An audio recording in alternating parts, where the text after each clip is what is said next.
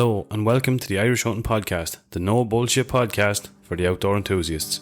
If you're into hunting, fishing, fine wines and even finer foods, you've come to the right place. So pull up a chair.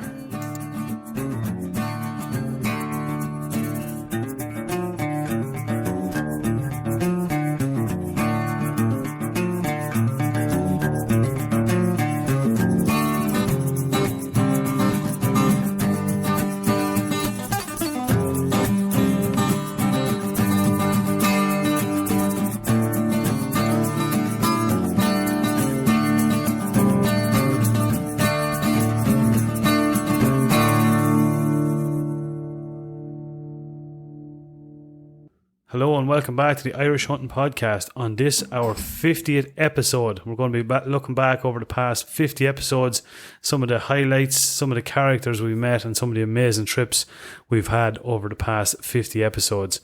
We'll also bring you a roundup of news and events from around the country. And this week's Let's Talk Gear section, it's the turn of Tier One Bipods. Hope you all enjoy. Anthony Grogan. Oh, Brenny, that's good stuff, man.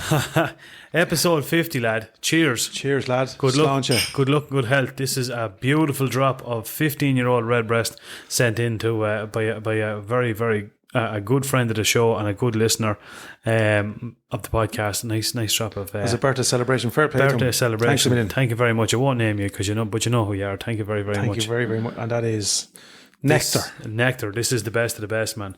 I was going to say you can't beat a good 15-year-old, but you have to be very careful. I'm specifying whiskey. Yeah. Easy, get Jesus Christ, man. Yeah, awful fucking trouble there. Yeah, absolutely. Yeah, that is sweet, isn't it? Oh man, absolutely love it. Absolutely, redbreast would be one of my favourites. Not something I'll be buying every Thursday in the shop now. No, but that is a special occasion. It is, and it's a horrible night out there, and nothing better than that. Nothing better than back into whiskey drinking season, aren't we? Without a shadow of a doubt, man. There's a fair old change in the weather going on. Yesterday was some outrageous fucking day. Yeah, lunatic stuff, wasn't it? Horrendous, man. Yeah. Absolutely horrendous. What's been going on club wise or like? Have you been out or what was things? Been out? We moved pheasants into the new pen, as we said. Just keeping a good eye on them. They're thriving. We have collected a few feeders today, so getting ready with the feeders to go out now. And a few sacks. I'm going to start filling into small. We got ton bags into small sacks. Yeah, just for throwing in the back of the quad and ease of filling and stuff like that for a few of the lads. We're looking for some mink traps at the minute. Yeah. So we're going to delve into a few more of them. I'm trying to source a few of them. We have a few obviously friends of the podcast who might be able to assist. And yeah, other than that, now it's kind of it's the calm before the storm, isn't it? Yeah, absolutely. Yeah, definitely. Yeah, but the weather is playing havoc out there. I'd say there's a lot of bedding and stuff going to have to be put down at some stage. You know. Yeah, we're genuinely lucky. The two pens that we have, very good soakage, a lot kind of tree roots and stuff like that. Just doesn't seem to. Now, obviously, the last couple of weeks mucked up a little bit, but by and large, for considering the rain and we're on the outskirts of the bog. Organising actually I think we mentioned it last week, just out with a meeting, probably going to do a meeting now in about 2 weeks' time, get everyone together, designate the jobs, have all the arguments and fights before the first, and yeah. You know the score. Oh yeah, absolutely. Get it off the chest. Yeah, and then organise, which I hope to do this week, is organise the night out on the first. So just a few sandwiches and cocktail sausages and a few bits for the lads and. Yeah, get all that kind of festivity planned out of the way, and that'll be that taken care of. Yourself? Brilliant. Well, you had a bad week. Yeah. Bad week this week. Somebody might have seen in some of the posts I had up on Instagram. We had a fucking pine marten got into one of our pens on, what night was it on? Was it on Tuesday night, I think it was. Yeah. And we had 30 pheasants in it, and it just desecrated, killed every single one of them. The whole lot were wiped out. Neil, one of the lads, he went out to check on it, and he was met with the scene. The whole lot of them were gone. That is heartbreaking after, there's heavy work after going into them. Yeah, and they were flying, like they were doing so well. They were coming on great, like, but look, it's unfortunate. It's one of those things, like we Yeah. had some traps and stuff set up for mink. Obviously, there's not much you can fucking really do with pine martens. But look at the pen. We should have learned our lesson. The pen, we shouldn't have been using it really. Like, but that was the kind of the fucking final force. So yeah, that was unfortunate. That's one pen, and the whole lot are gone. That's the straw that literally breaks the camel or the pheasant's back. Yeah, Unfortunately, yeah. And like it is heartbreaking. There's nothing as bad to see. Like we lost one bird, I think, throughout the both the moving process and we had one escapee, but he's still hanging around the pen, which is grand, But but we had one casualty, and even that, it is heartbreaking because you kind of. Ironically, and I know a lot of people who probably don't hunt and stuff probably listen to the podcast and say, yeah, sure, they don't really. But like literally, I know Noel goes out and checks them every day. Yeah. They become... Oh, yeah. You get a connection. You know what I mean? Yeah. I think, to quote the great Steve Ranella, I think you'd be hard-pressed to find people that love animals as much as hunters do. Yeah. Do you know? I know what people say, that's fucking ironic. How the fuck do you make that out? But, yeah. It is. That's the case. Absolutely. It's the most. What would you say? Yeah, it's the most fucked up kind of analogy, ironic analogy. But it is that like I explained this I think to my physio one time. She turned vegan not for she loves meat, but in her own cause for environmental issues and so on. Turned vegan, and look, obviously we had debates and I think we talked about it here, but I was explaining to her, and she fully got it, I was saying, when you shoot a stag and stuff, obviously adrenaline, is huge because but then or shoot a deer, or take the stag out, shoot a deer or shoot an animal, it's the obviously all the adrenaline and the what was it, the hunting, juice or whatever you want to call it is flowing, but after that kind of subsides, and it subsides pretty quickly, you get to kind of appreciate the life that's after being given to, and it obviously then goes into feeding your family, which becomes a more holistic type of thing. And I think there's a talking to somebody today, I was actually giving one of the guys that I know a little bit of venison, and he came into the games room and I was showing him, like, that's the stag there, Yeah. And I said, that's it there in the fridge, and he was looking at me and he was kind of, and I said, there's some burgers, and I gave him a burger for his lunch or for his dinner, and he went off about his business. But I think he kind of got it, even though he doesn't hunt, he doesn't, he kind of said, I kind of get what you're doing here. You're doing. Yeah, 100%. Yeah. You don't have to like it, but I think if you understand it, I think that's half the battle. I think, absolutely, a bit more understanding. Yeah, definitely, yeah, and hopefully, I suppose, with the likes of podcasts and stuff like that, a bit more education goes an awful long way. You can't understand something, I suppose, if you don't. Now, you're not educated. Just on that, now, we wouldn't be the best lads to be educating people. I'm speaking for myself here now. On I am certain educated things, maybe myself. that's the stuff you should be educated on. But yeah, like we won't be quoting ourselves as teachers just yet. No, definitely not.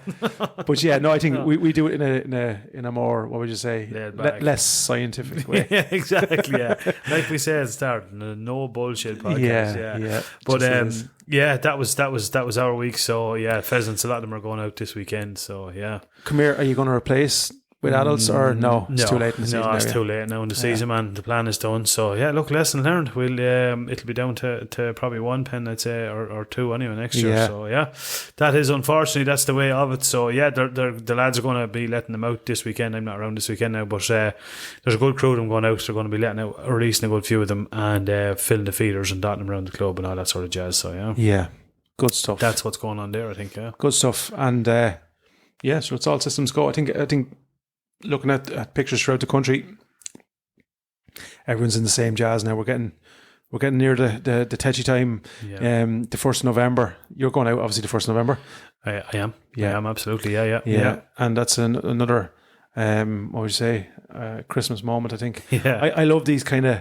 It's like I love Christmas anyway. I think you're the same. Yeah. And these kind of, you have. Obviously, you've a couple of the 1st of September, and then you have the 1st of November. Yeah. You have them little breaks before Christmas, you know, when you can kind of. Yeah, but it really narrows down the year. Absolutely, doesn't it? Like, yeah. you know what I mean? Gives you something to look forward to. Yeah, you know. you're looking for, and you're breaking the 12 months down into, you know, individual, like, you know, segments. Like, yeah, definitely. Which is cool, you know, and I just love, mad as this sounds, man, like even the night before the 1st of September, you know, I love that nearly almost as much, if not more, as the day itself is the build up to it. You know, the excitement and the unknown. Am I going to see one? Am I not? Or, do you know what I mean? Where am I going to go? It's all that kind of. Yeah. You know, it's like. I love it, man, too. I was even thinking that earlier on this year when I was driving up on the first morning heading up to Hollywood. And, you know, you're kind of driving along and you're kind of looking at, and you know, you're like, you see a Jeep on the road and you're like, I wonder if them boys out hunting now as well. And, you know, you're wondering how's everybody getting on. And it's just like, it's All Ireland final day. Do you know, everyone has the best socks, you know, the best gear on it. It's go time. Everyone's the trousers are washed for once the one time of the year. You're afraid of putting them in the washing machine again in case you have to go out the next morning and hurry. My roving trousers really stand up and run at this stage. But look, it's one of those things, isn't it? You just fucking absolutely live for it. You live for it, and live for it, right, man. Hopefully, everyone out there is having a little bit. Better luck with the birds, but I think that's going to be a casualty. We had a couple of home reared birds which were a bit smaller, and we didn't want to put them in the pen with the bigger birds. Yeah, and we have a sanctuary. That you know, mares obviously our ground, and that's in our ground. It's a big estate, and we take care of the foxes in it and the mink and stuff like that. There's a river, and there's hens and poultry and stuff and livestock. So we do that element of it. And we also we deliver 1 or 2 pheasants into it every year to the woman at the house. It's been sold at the minute, but you know, and she lets them out around the yard and brilliant. You know what I mean? But she was given out. You know, spitting fire the other day. I picked up my nanny who still works there. Believe it or not, in her 80s. You know, no way. There you go, man. Yeah, she tended to the house for the woman and the man of the house, the local doctor. Back since the 70s, I think. And when he died, he left it in his will that there was to be a job for her there as long as she wanted it. No way. Yeah. So she goes up, you know, for a couple of hours a week and does a bit of cleaning. And she's what is she, 80? She'd be in her 80s now. Oh, geez, I'm not going to. 76, Nanny. And you only look 60. So I'll tell you one thing. What a legend. So I actually collected her. I was out that way. And I knew she was finished up at 1 o'clock, and I was bringing her up a few sticks, and so I collected her en route, dropped her off, and she was just telling me that the woman who looks after the farmyard was giving out that a buzzard had come and taken one of the pheasants. The bastards. Yeah. That's the next thing, man. The numbers of them are fucking outrageous. They're so much more visible now, you know. We were out here who was up? I think Ross was over with me on Saturday. And I could hear them. And next thing I looked up, and there was 4 of them circling around our house at one stage. 4 of them. Yeah. Do you know what I mean? You'd see more of them now than you'd see. You'd see more. You definitely see way more of them than you'd see pheasants. Anyway. Oh, absolutely. And look, that's not going to improve, unfortunately. No, unfortunately. Yeah. So, jeez, that's crazy. I just wonder, you know, the amount of consultation. Like, it's going to get to a stage where it's going to. I believe it's going to come full circle where the people in power are going to have to engage the people who actually know rather than the people who think they know. Yeah, Oh, they will. And we've seen that in the past loads of times, but what did they do? They wait until it's too late. Too late. Yeah, we told you that 2 years ago.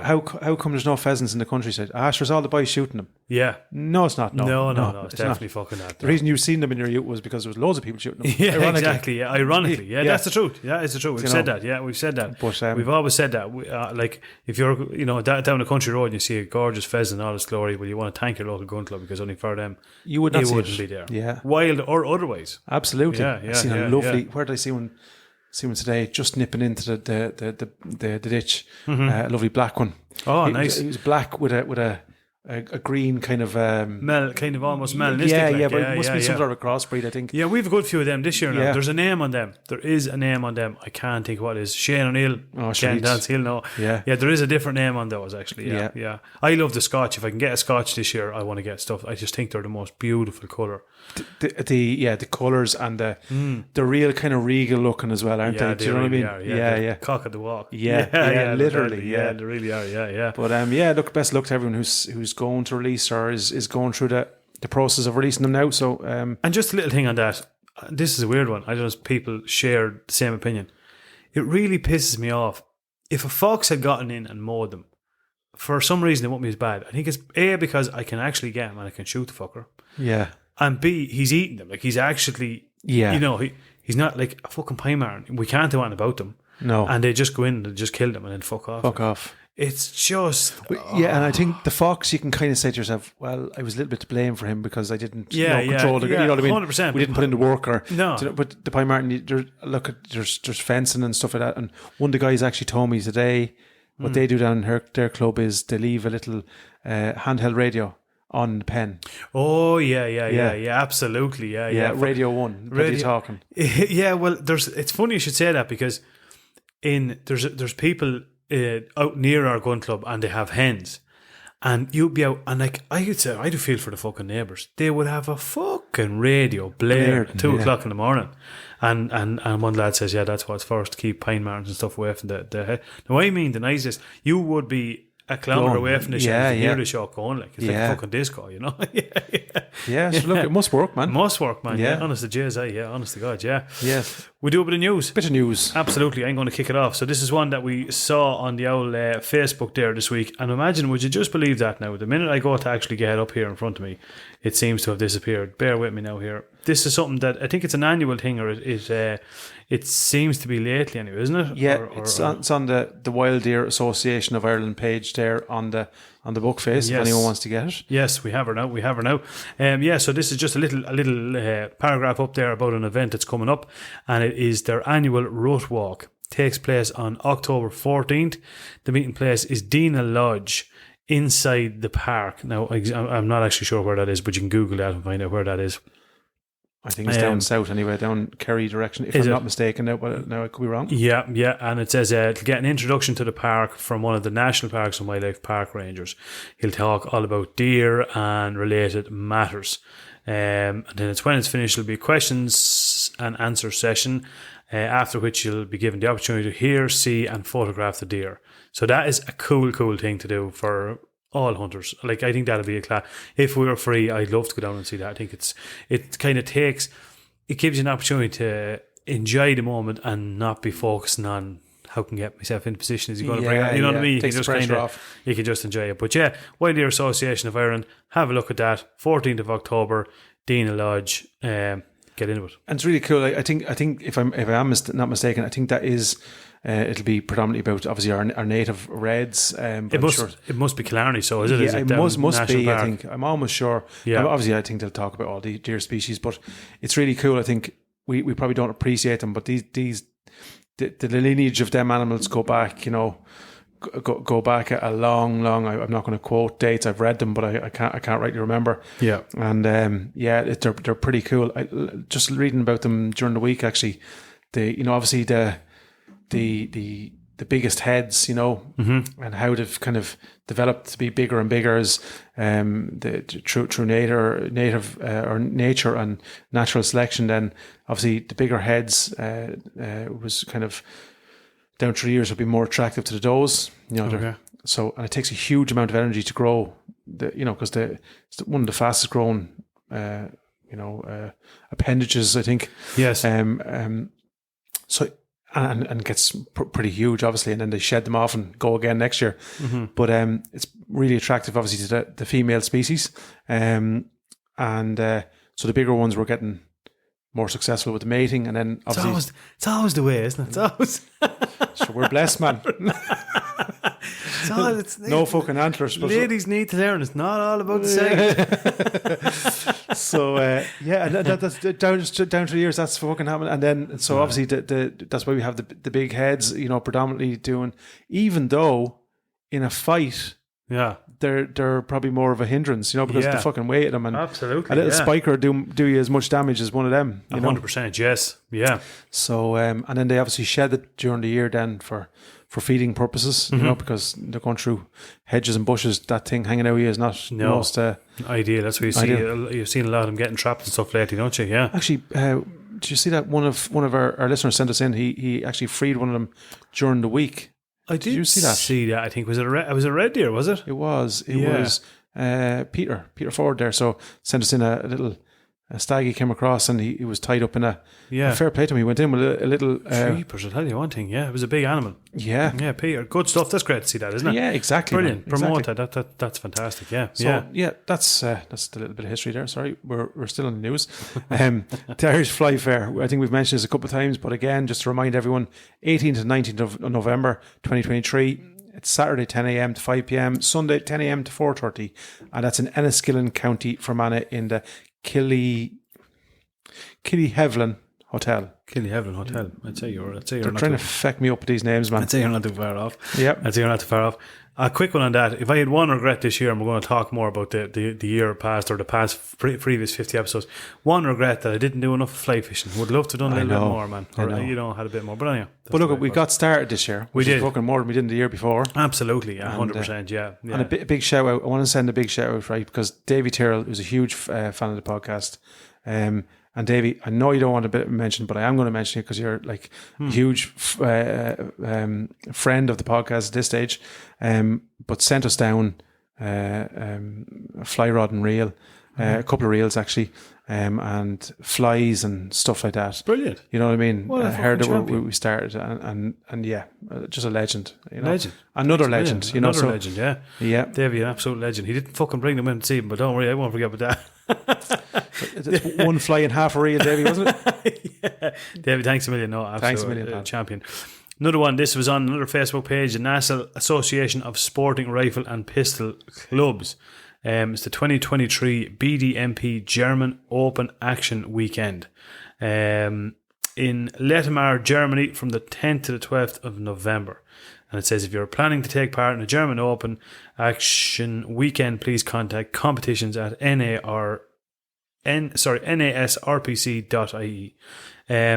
Another little thing we probably didn't get to touch on, we spoke about it on a couple of times, it is on our plan. We'd like to go over and do a bit of pistol shooting and call into some of the clubs. I know Shane up in Sligo has we will do that. Invite us up, so we'd like to get in there and touch base and have a chat with some of these people, because it's something we don't do at all. It's a different world to us at the minute. So absolutely. So it's something we'll definitely we want to have a look explore. Into. Yes. And the last thing is just a quick mention. Our head researcher, Mr. Bordes, sent us in. It's just a newspaper article, and I just want to touch on it just to see if anyone has heard.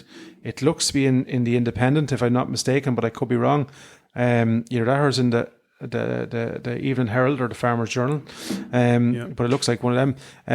It's a new proposal to pay farmers to shoot deer. So it's a scheme that will pay hunters along with farmers with a license to shoot deer. It's being considered by the Department of Agriculture. I think it's getting Ger O'Brien, who we had on the podcast going back, seems to be in favour, seems to be accepted, and it will run up to 3 months of the year. I don't know, I wouldn't be into that, to tell you the truth. Not at all. I think that is absolutely going to be fucking detrimental, and I would urge anyone to. I wouldn't agree with that at all. No, the minute you introduce, we spoke about this, we have said this, and we predicted this.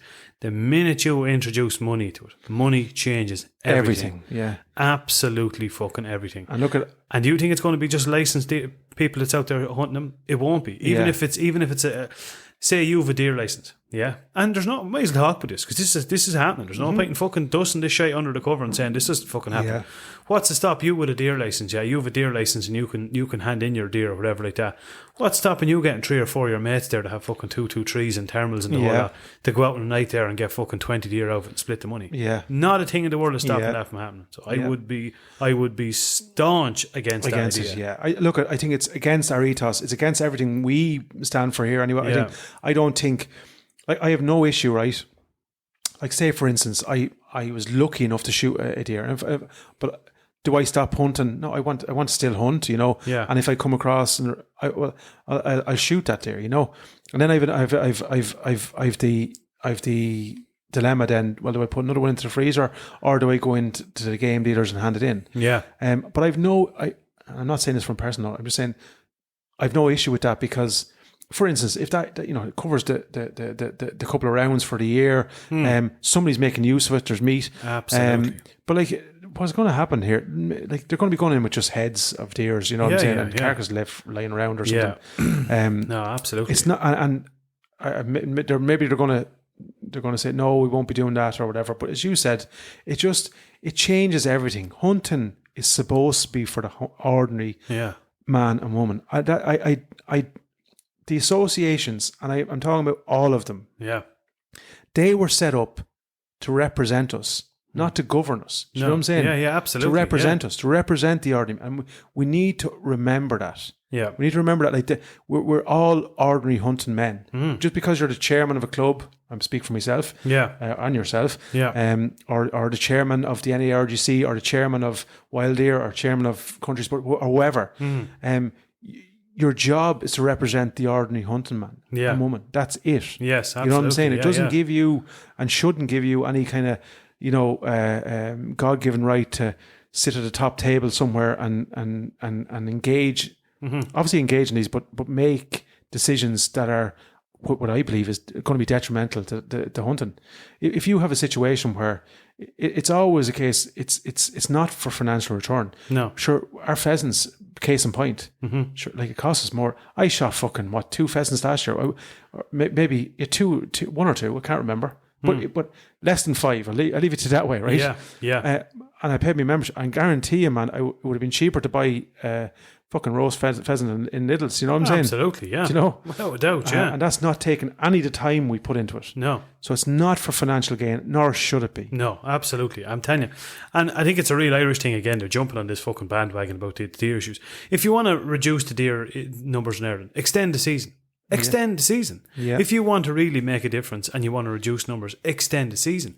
Then there's this other, you know, opinion, and I personally wouldn't do it. It doesn't sit right with me. But then if they want to drastically reduce the numbers, why are we only allowed to shoot males this time of year then? Yeah. What's this whole thing about? Oh, there's a mother with a cat. But hold on a minute. You can't keep them and get rid of them at the same time. You can't allow one section of them to thrive and reproduce and then say, but we're going to pay lads to go out and shoot them at the same time. You know, you can't have your cake and eat it. You fucking do it or you don't do it. I'll give you an example, Brenny. I was up in Wicklow a couple of weeks back, you know, when I shot the pricket, right? And I observed does and calves everywhere.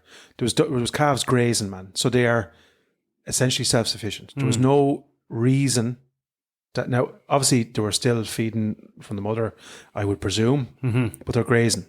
Do you know? So they're at that stage where... some of them obviously are still feeding from the mother, right? But a large portion of them now are, you know, sustainable. Yeah. And I know from a hunting perspective, if you want to start drastically reducing the numbers, you know, or making a distinctive dint in them, right? That the does is where you have to be targeting, right? So why not take a doe and a calf? Do you know what I'm saying? Yeah. Yeah, I know it mightn't sit well optically in newspapers and all that type of stuff. 100%. Yeah, you know what I mean.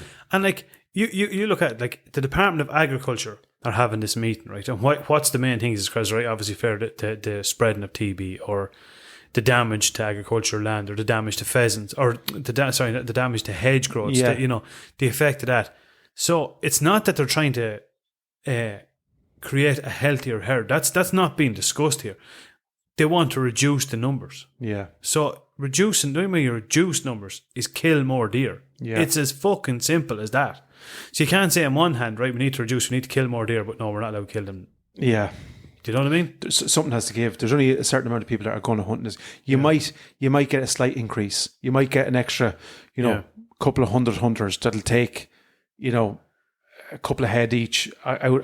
But Yeah. that is they're multiplying in far greater numbers than that. Yeah. And the worrying part is now in the last couple of weeks we've heard this. This article, pain. We've also heard that Zika are an invasive species. We should get rid of them. Yeah. So we're talking similar to the rubbish that's going on in New Zealand. Yeah.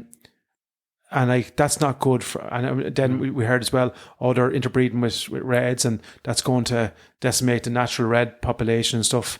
But there is ways around this without huge culls, without paying people to do it. Yeah, absolutely. Yeah. As you said, it takes very simple measures, but sometimes people and this is what I have come to notice, and I've been we talked about before there, but I've been in meetings. I'm not educated. I've barely a leaving cert, but I've been in rooms with people with fucking letters coming for they'd be walking in and sitting down an hour, and the letters would be still coming in the door after them. 100%. Yeah. And sometimes, man, and not all the time, but sometimes common sense. Oh yeah. Just ain't there, No. There's no points in leaving cert for common sense. I've always said that there's two types. There's you could have 600 pints in leaving cert and not have the fucking common sense to look left and right when you're crossing the road. Yeah. Do you know what I mean? And I think that's the problem here, isn't it? It's we're trying to create a hugely difficult solution to a relatively easy problem. Yeah. I look at we could do a whole podcast on it, and maybe we probably end up well, but I'm staying at this is back to celebration stuff. Back to celebration stuff anyway. Yeah, I think we can firmly say the Irish Hunting Podcast is against the idea of hunters being paid. Boom, boom, stamped. It's in it. So, Ger, stay with us. We'll be right back. Welcome to Untethered and Wanderwise, where adventure has no age limit. We're your co-host, Heidi Brandist and Nikki Amahundro, and we're here to inspire and celebrate women over 45 who are embracing their independence and want to explore the world on their own terms. Yeah, don't be doing that. I don't even know if he agrees with it. I didn't even read it, but I kind of said it seems to be a but I don't know. I don't really personally agrees with, or whether it's the farmers. Look, I mean, like I can see from the farmers' point of view, they want them reduced. So if they're saying, sure, look, if the government's going to put forward money to reduce the herd, I can see their point that they just want the herd reduced. But from our side of it as hunters, we've said it, and I guarantee you, man, if we could go back through it, we have said exactly those words. The minute you start introducing money into it, it changes everything, and not for the fucking better. Yeah. So, look it, we could go on and on and on. We're celebrating 50 fucking episodes, man. Yeah, fucking hell, man. I was listening through some of the audio from some of our first ones. Oh my God. Can we tell everyone a little secret? Yeah, if you've listened to the first one, just keep listening. The way we've said time and time again, and I don't know if you have noticed this, but we're not exactly tech gurus, no. You know what I mean, or audio gurus or audio engineers. But you just want to know a secret. For the first, I think, couple of episodes, we hadn't even the microphones connected. So to just picture this, right? Us two, we had the headphones on, we had the laptop open, the microphones plugged in, and we did everything. We did audio test. That one sounds a bit better than the last one. Yeah, can you get your one a little bit closer? This was the type of shite that was going on for about an hour, and we couldn't figure out, why did you always stand? You always sounded like you were further away. I thought you were sabotaging me there for a long time. You cunt. I said that cunt is plugging my microphone out.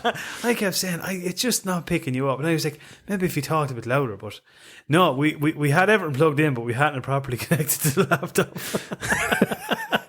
So there was blue and green lights flashing. Yeah, everyone was flashing. They're flashing. That looks good anyway. Yeah. So we hadn't, on our audio app, we hadn't selected that we wanted, the audio picked up through the USB. So it was actually the microphone of the laptop, and the reason it was picking me up is because I was actually the one sitting in front of it. They were sitting behind it.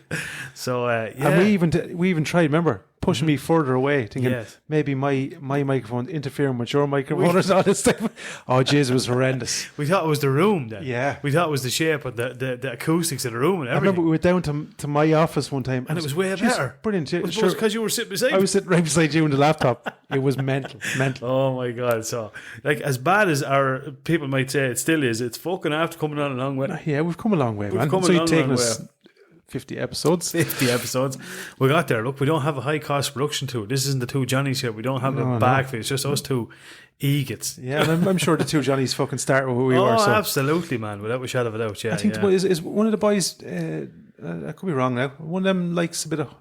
Yeah, I think so. I'm nearly certain one of them. Yeah, well, they've spoken about hunting a few times and they've made references to it and stuff. Yeah, see, they're on the RT now, man. It all changes when you go for that. Yeah, when you go for the national broadcast, it all changes. Come on back down, lads. Yeah, exactly. Come on down here for a real chat. The water is lovely. Yeah. Come here to say it. Yeah. So I suppose episode 1 was was an introduction to deer hunting and stuff, wasn't it? Yeah. Okay. And we thought we'd all the answers, and we fucking didn't. Well, looking back now, I don't think we had a fucking clue either, man. No, we didn't. We did. No. It was a mixture of kind of nerves, not wanting to say the wrong thing, and then obviously, look, we both know from being in the hunting community that a large portion of our lives, if you say fucking one thing wrong, there's never far before one ladded fucking stamp all over you. And we got a little bit of that down through the years as well. We absolutely did, without a doubt. Yeah, we've quickly found out. Okay, so you're not actually allowed to say that. No, you can't do that. Okay, no. And then. People then what was the? I always remember listening to some of the podcasts and saying, oh, "Don't read the comments, man. Don't read the messages. Don't read the comments."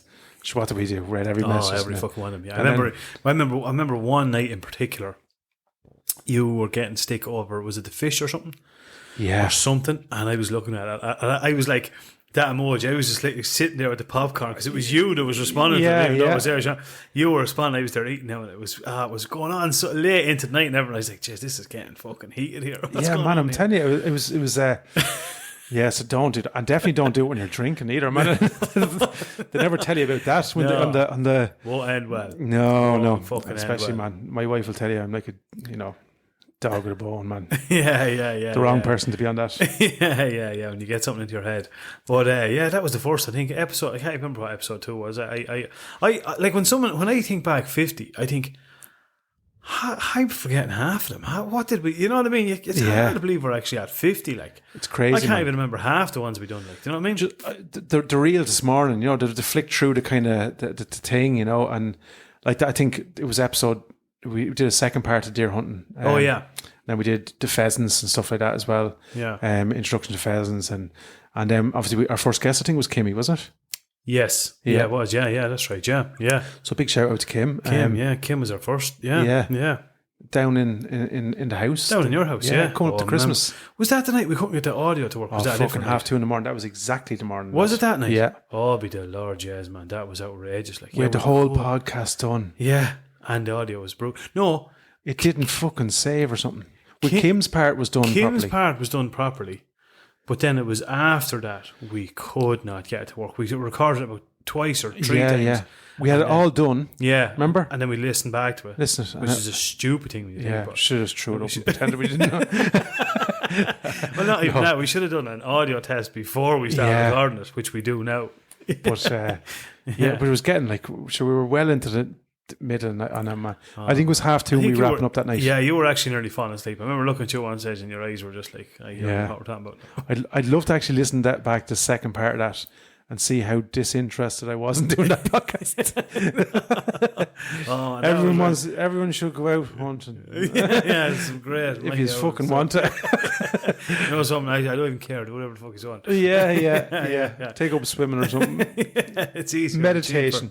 Oh, stop. We came on, and who was that? We had Norman. Had we Norman on? We had Norman on, yeah. Norman was on twice. Norman was on twice. We've had Hunt and Steph on. And Steph, Stevie White, Ger O'Brien. We've had Andy Fox, of course. He was on then around that time as well. Noel Swan, pike fishing. Swan was on. Who else? Jenny, should we do load on? Who else do we have on? See, we shouldn't start naming now because we're going to forget one man. Yeah, I know. Yeah, his fucking numbers. Yeah. Barry Dunn. Yeah. Barry Dunn was on as well. Yeah, that was an interest. Actually, that was one in particular. Must talk a little bit about. The amount of messages of support he got after that was absolutely phenomenal. Yeah, that's brilliant. Yeah, it was great now, even from people around here and other people, and even some of the messages we got going, geez, I hope he's doing all right now, and this, that and the other. And I can confirm that he's doing really well now. He's back working a good bit, and still has his struggles here and there, but he's doing well. We're behind. Well. I was chatting to him the other day actually, and Yeah, no, a good guy, real good guy, man. And I think if anyone's going to beat it, it's going to be him. Yeah, absolutely. Yeah, So, he's yeah. a really good lad. Yeah, Yeah. real nice fella. Who else we had? We had obviously Dan Curley. We had We'd Hunt and Steph on as well. I think we mentioned Steph. Hunt and Steph, obviously, and the international superstar.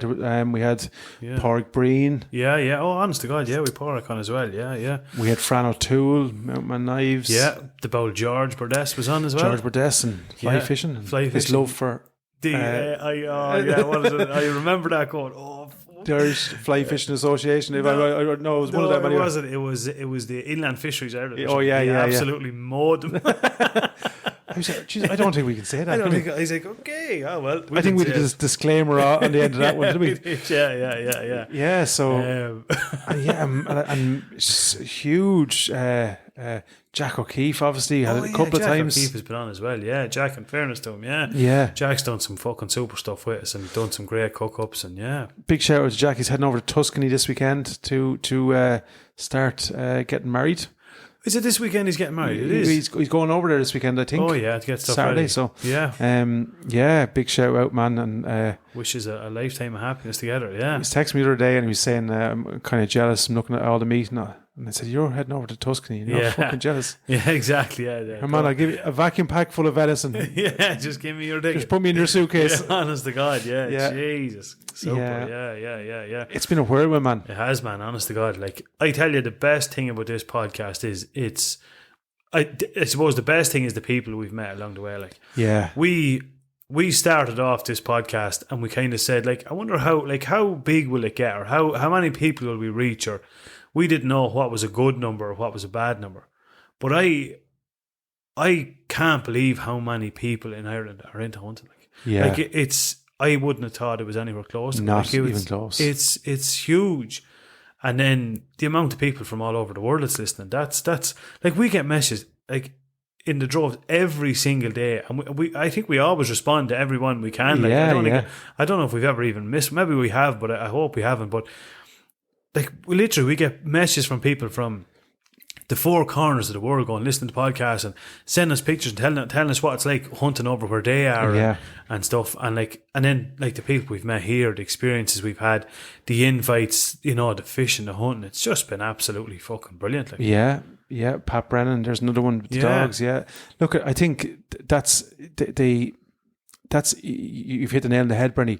It's one, obviously, we within our own clubs and with our own environments and stuff, you meet, a vast majority of people are good anyway, but you always meet you kind of remember the bad ones. But like, I have to say, by and large, like if we take the podcast as a whole, I would say 99.5% of the stuff we've had has been positive. Yeah, it has. No, fairness. Yeah, absolutely. I would agree with you there. I think even this week, we get messages like, and I'm not, overhyping this or anything, but every single week there's messages coming through there where just want the podcast now. I'm binge listening, you know what I mean, and working our way through, and that to us is like, you know what I mean. It's kind of like outer body stuff, where you're saying, is this actually fucking happening? You know what I mean?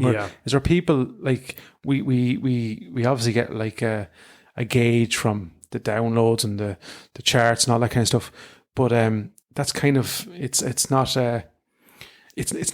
real. Yeah, exactly. Do you know what I'm saying? It's not what you pride yourself on. It's not what. It's kind of, isn't it? The nice messages and stuff, and we had Dodge from Australia there. We had a guy from Austria today. There was Sean Tyrrell over in California. Yeah. We had. Where else do we have just in the last couple of weeks? We've had South Africa, we've had Alaska, we've had there's another Matt Romke. We had Matt Romke on as well. We literally just people from all over the world. Like, and then we've had like Irish people telling us about a hunting trip they've had somewhere. People from the UK that have gone like ibex hunting in Spain and different stuff like that. Even some of the stories about fishing. Yeah, it's just been absolutely brilliant. Like, Darren from Rovens, another one. Yeah, exactly. Our Rovens, Yeah. exactly. Like, we got to test some of the best gear in the world out Yeah, there as well, yeah. you know, and that's all kind of come through the podcast as well. And it's it's given been a dream, man. It's been a Yeah. dream. I would have never ever. We had a chat in my yard one evening, I think, wasn't it? Yeah, absolutely. Yeah. Wouldn't it be? Would you be interested in doing that, or would you be able to do a podcast or something like that? You asked me. I think I sent you a voice note, didn't I? We have been talking about hunting a good Hunting, bit. yeah. And then I was looking after a few bits and pieces gear for you. And then I think that I because it was something I had always had in my head that I wanted to do. And then I remember saying, and then I knew, like, and this is like, you know, this is no bullshitting. I know there's 15 lads I know fairly well, and I would have known as well as you at the time, or even better than you at the time, that hunted. But I knew it wouldn't be a gig for them. I knew there was one thing I said, if there was one person said I'd asked, that'd be up for this to be Annie Grogan, and that's why I reached out to you. Anyway, you know, and sure, we said we hadn't a clue. Like, let's do it. How the fuck do you do it? I think I remember that night.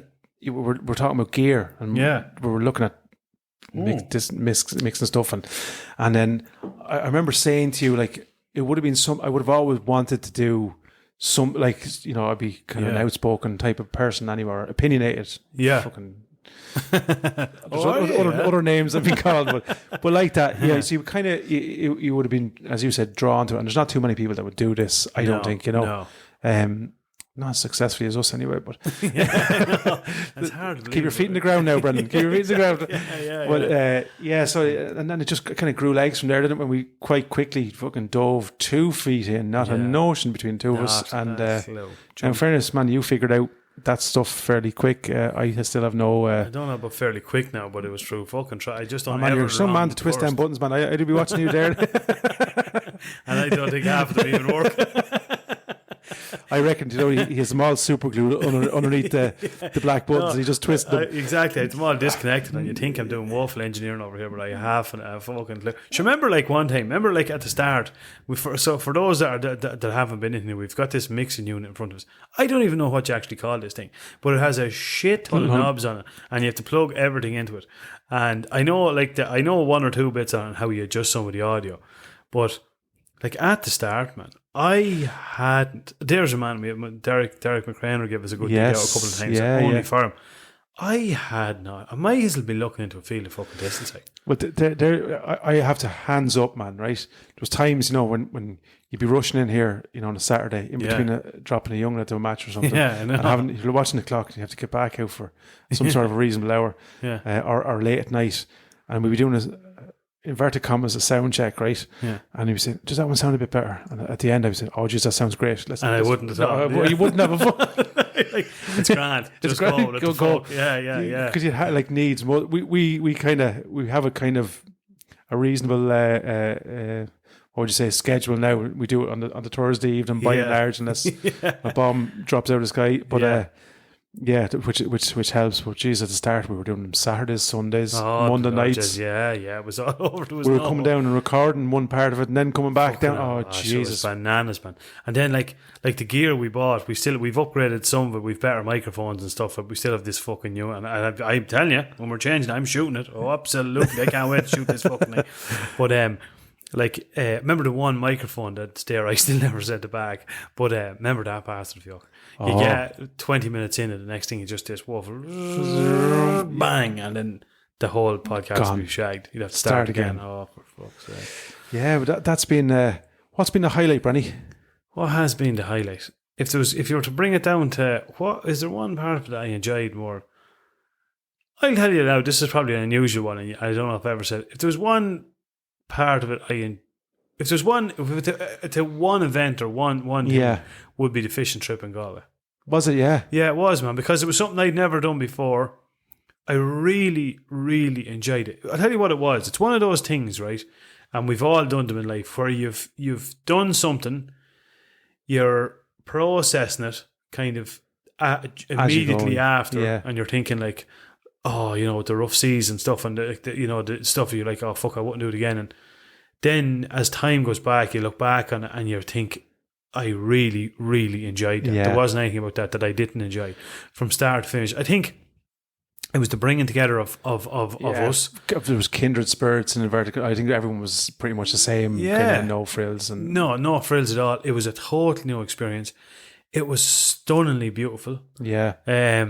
It was in a fantastic part of the world. Start to finish, the fish and the experience of catching the fich. It was cool, yeah. It was just fucking brilliant. I remember man. looking, actually, just when you say that, looking around the boat at one stage, as we're trying to untangle some of the fucking bait. I think we're getting out of my ear or something. But I remember looking, and it's one of them things where sometimes you wish you had like a video camera on you or something, Yeah. and other times you're glad you didn't. And, Yeah. and I'm going to qualify that by saying, like, I'm sure it's better on my head. Do you know what I'm saying? Yeah, definitely. Because it was like you had to be there. You know, like the boat was, make no mistake, the boat was rocking, man. You know, Yeah. but you look down and George was, you know, pulling in, his you know, element. yeah, His and element, yeah. he was in his happy place. You know what I'm Yeah. saying? Stevie to my right here was, you know, pulling 2 or 3 fish, and like Rob was looking over him, delighted for him that he was doing it. Yeah. McKeever was down. All this is new to him, and Yeah. do you know what I'm saying? Yeah, Again, absolutely, yeah. but there was between like concentration / enjoyment / laughing and Yeah. lad, next thing you go to pick up a bit of bait and lad slip in the boat and Yeah. you go to unhook a fish and fucker jump out of your hands. You know what I mean? Do you know? Yeah, absolutely. Oh, 100%. It was brilliant chaos. It was Yeah, the only word for it. You know? Exactly. It was absolute chaos. Yeah. But it was fucking brilliant. And I think that's why you have to kind of digest it a few days after. Yeah. It's only when you're a couple of days after you kind of sort of, you know, slowly digest it and go through it. And so, yeah, for me, man, I think that was the highlight. was- yeah. The whole lot, those pints. And I'm going to like slightly just deviate from it for a little minute. The pints, right? Yeah. That pint was probably no different than a pint I've had. Like, Yeah. But it was probably the nicest pint I ever had in my entire life because it was just The reward for the end of it. the Yeah. reward, the company that we were with, the Yeah. setting, everything. It was just absolutely fantastic the whole weekend. That was down to you, as a lot of this podcast is, because only few. Well, done it. there was Rob actually said to me a couple of times, and I've probably look when you're in the middle of it, as Yeah. we are, Mhm. we don't probably appreciate what Yeah. But he said it takes the two of us, you know, to I think we bounce well off each other. We're both kind of similar, kind of Yeah. ilk, and we've similar humor and stuff like that, and similar stupidities and Yeah. all that kind of stuff. So, Yeah. but yeah, like we've got to hunt in parts of the country, like our hunting trip down to Clare, Yeah. Yeah. up to Wicklow, fox hunting here. Some of the Yeah. nicest nights here, man. Yeah. We've talked about them, you know. Yeah, absolutely. 100%. Up at my place, fox hunting. Yeah. Chasing after. Remember, we seen a herd of fucking deer in my place one year, Yeah. running by us. Yeah, that was Do you know unbelievable. what I mean? Yeah, that's true. There's like loads of. I think the what was the highlight for me? I suppose. Look at I've in terms of I'm not going to name any one particular guest because I've learned so much from each one of them. There's not one podcast, and I hope this is the same for people listening, that you know none of us knows it all. And you know, with Pat Brennan, you know, like there was obviously when we ask questions, and some of the questions we already know the answers to, some of them we don't, you know. So some of the questions are made up from questions from listeners. Yeah.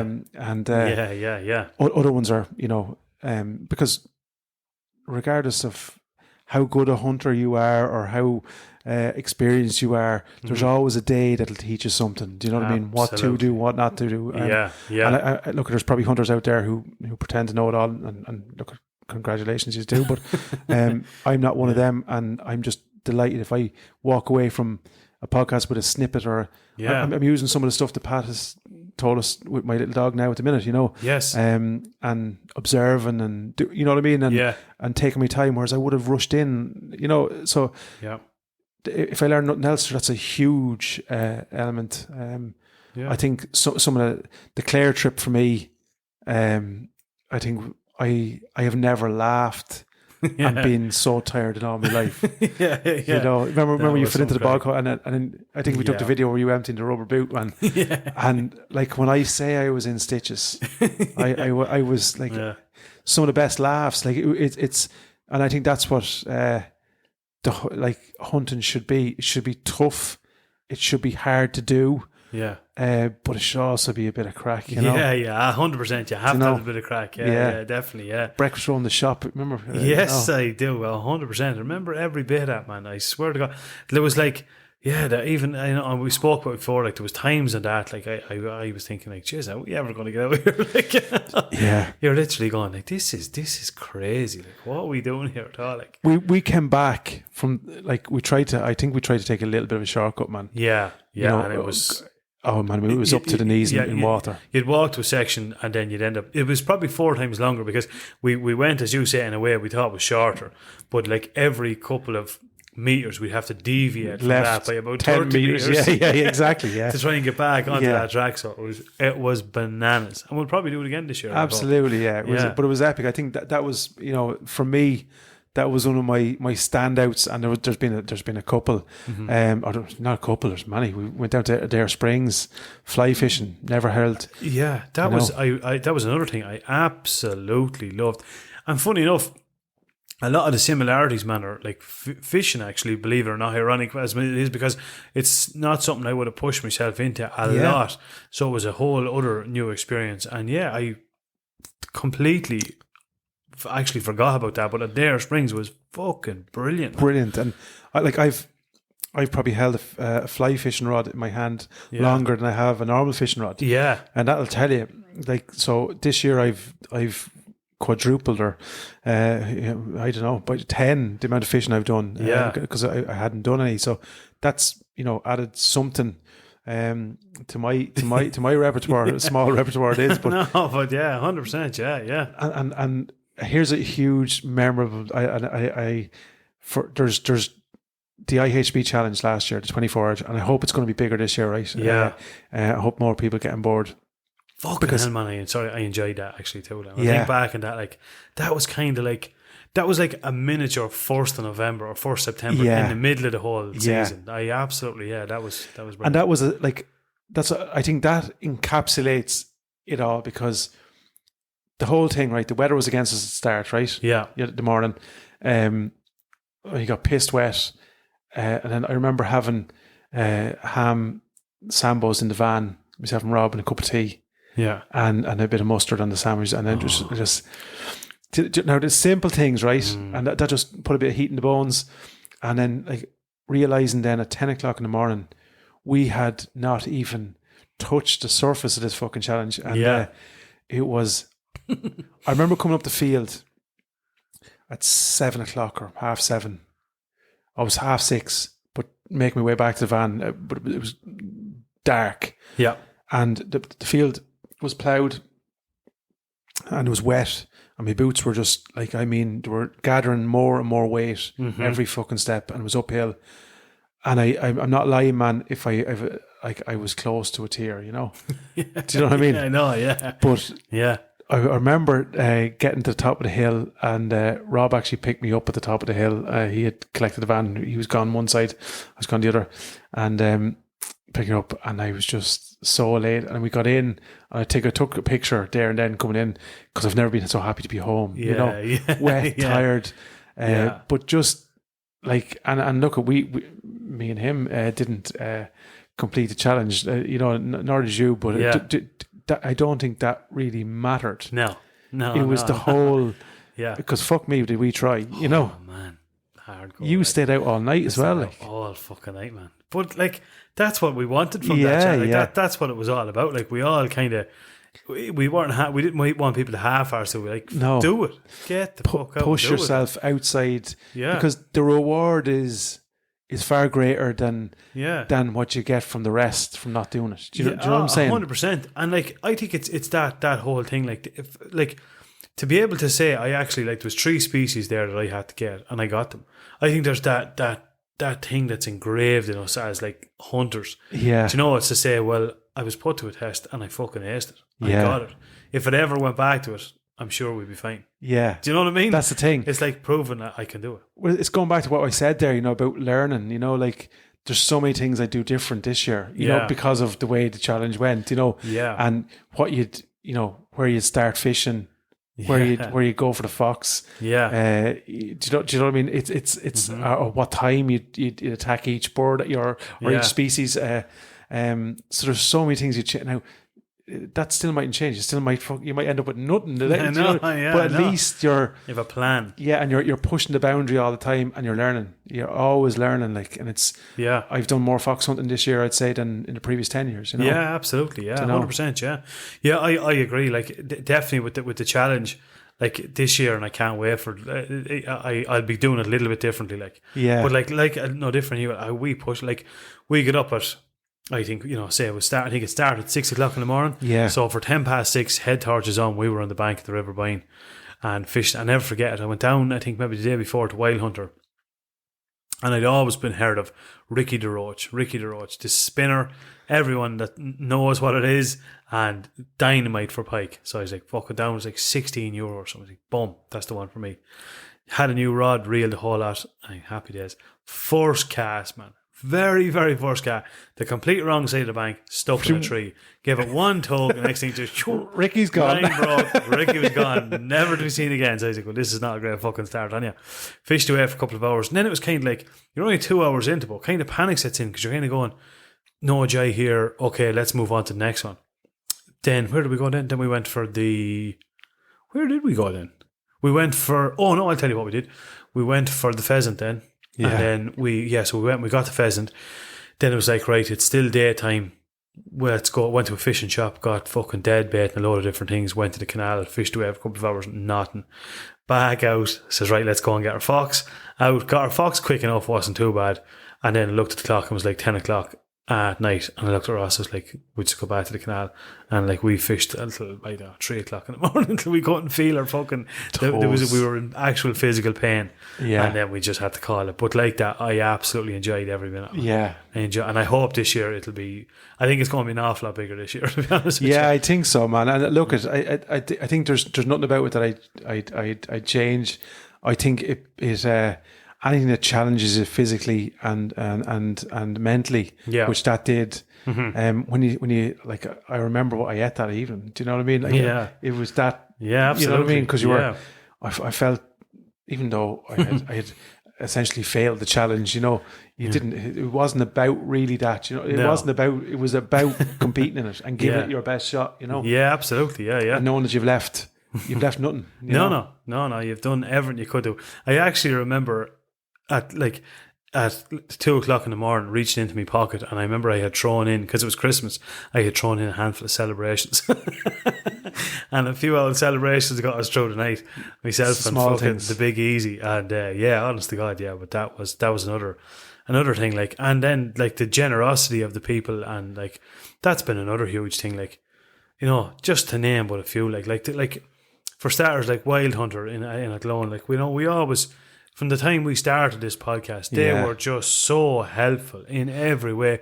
When we used to go down there, to go out of their way to teach us about different stuff, show us different products, and not because they thought we were going in there with stacks of money. It was because they knew we were passionate about we were genuinely passionate about what we're doing, and we like talking about it and stuff. And I know, look, people have kind of, some people have got on our backs about mentioning Wild Hunter, and we're not sponsored by Wild Hunter. We are not affiliated or but all I can say is I just think from our experience, and there's loads of these gun shops and across, mm-hmm. and we've mentioned Kildare and Lakelands and Centre Gold, and any ones we've been in, we've mentioned them, and any ones we've got invited to, we've mentioned. But the reason, in especially early doors, and even lately, I went down, as I said, I was missing a screw from one of my mounts and or from my rail, and Mickey just sent me in the back there, box stuff. There's a box of stuff there. Work away. There's tools there. And he went out sound that means a massive amount. Now, make no mistake about it, right? And I'm not underplaying, because I want to overplay it more than underplay it.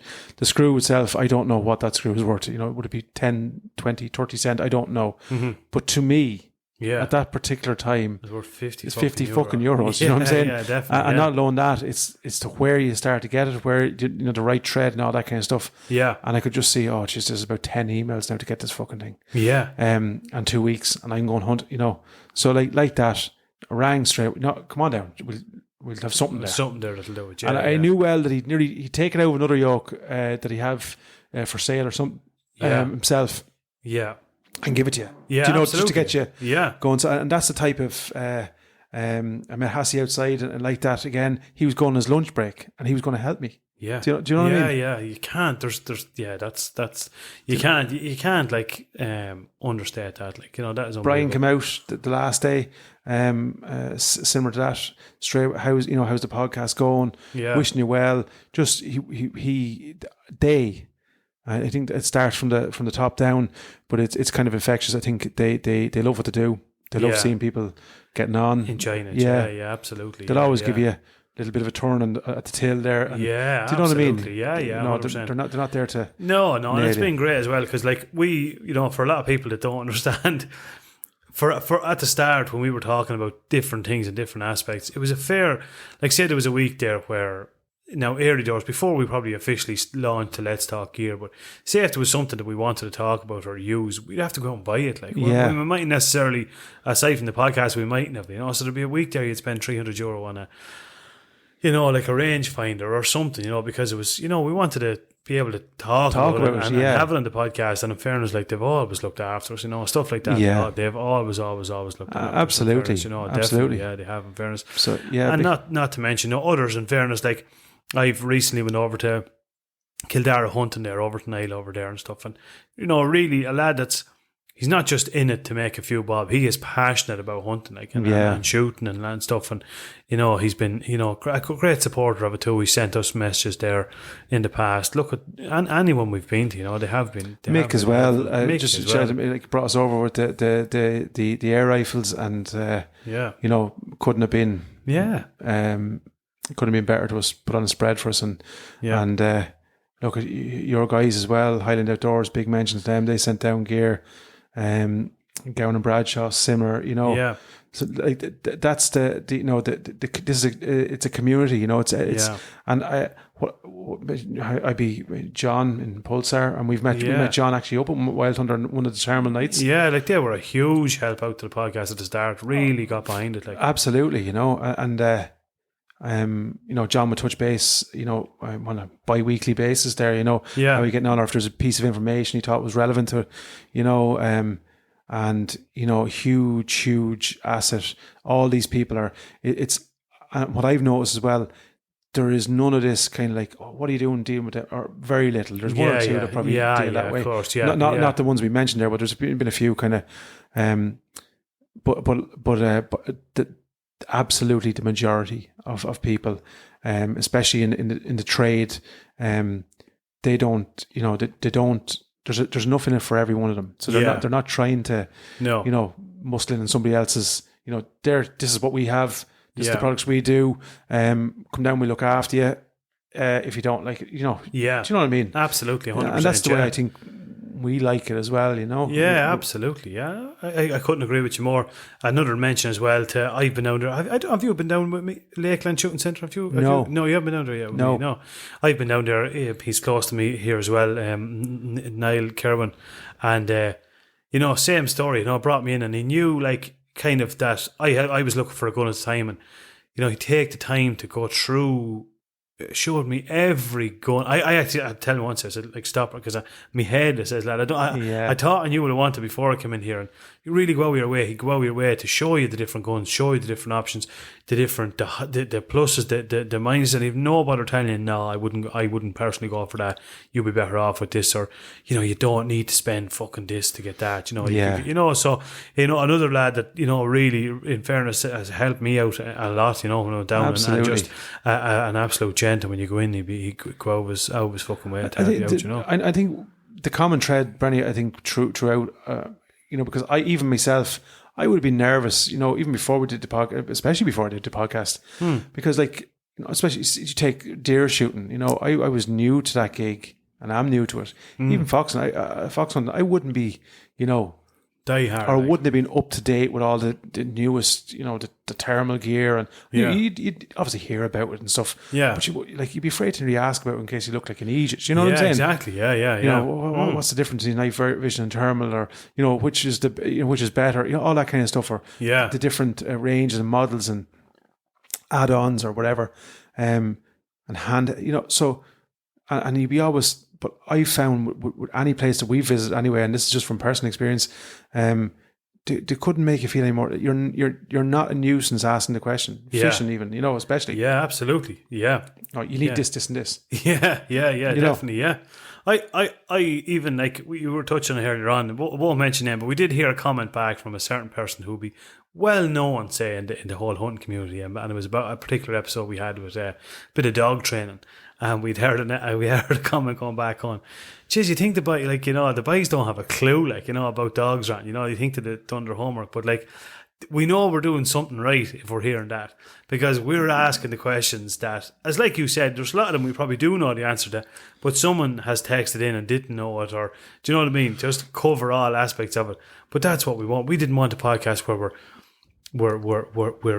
talking about the finer details of it. And this is the way you should be doing it. And exactly. You know what I'm saying? Yeah, exactly. Like we both hunt differently now. Like we've hunted a bit differently last year. Yeah. We've kind of switched and gone 360 each, Yes. this year. And both will work, are working. But that's what it's about. It's about trying something and saying, like somebody text in today about the backpack, or yesterday, was it? Did you say yesterday about the backpacks? And somebody else texted in, I think the day before, about the tripod. Yes. And like all we'll ever say is like, well, this is why I went with this. Mm-hmm. Me, or if you've gone with the quad sticks, this is why I use these and why I prefer them over. And neither are wrong or neither are right. No, do you know what I mean? It's just get them in your hand, and it's how we use them. Yeah, and we'll never steer. Somebody asked about scopes the other day. Thinking about this scope, what do you think? I've seen it on the thing, and we always say, go down, put it in your hand, put your eye behind it, and see what because it's beautiful for my eye and my glasses, or your 20/20 vision, but it mightn't be necessarily for theirs. So we hopefully give enough advice that helps make a decision, but not to steer anybody in any particular direction. Yeah, and I just look at the magazine in front of us here. Another mentioned Rural Pursuits as well. Yeah.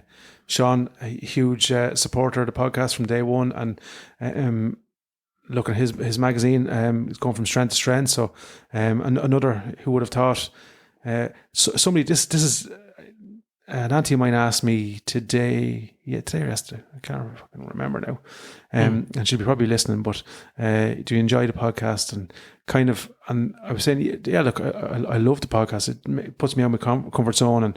And I said one of the things that kind of probably hit home, I think, when this episode came out of Rural Pursuits, I was reading through our articles and stuff, as you probably do, to see how they sound and look, and all that kind of stuff, among the others, obviously. But and I remember thinking, long after we're gone, do you know what I mean? That'll be there. Yeah, and please God, my grandkids, if there's now one thrown in the attic somewhere, do you know what I mean? And they want to, or my great grandkids who, I often wonder. I don't know whether you ever do this, but do you ever wonder about your kind of descendants, or your ancestors? Your great grandfather or your great grandmother. Or, I wonder what they were like. I wonder were they into hunting? Were they into the things that I'm into? Yeah. How did they talk? How did they speak? Oh, 100%, yeah.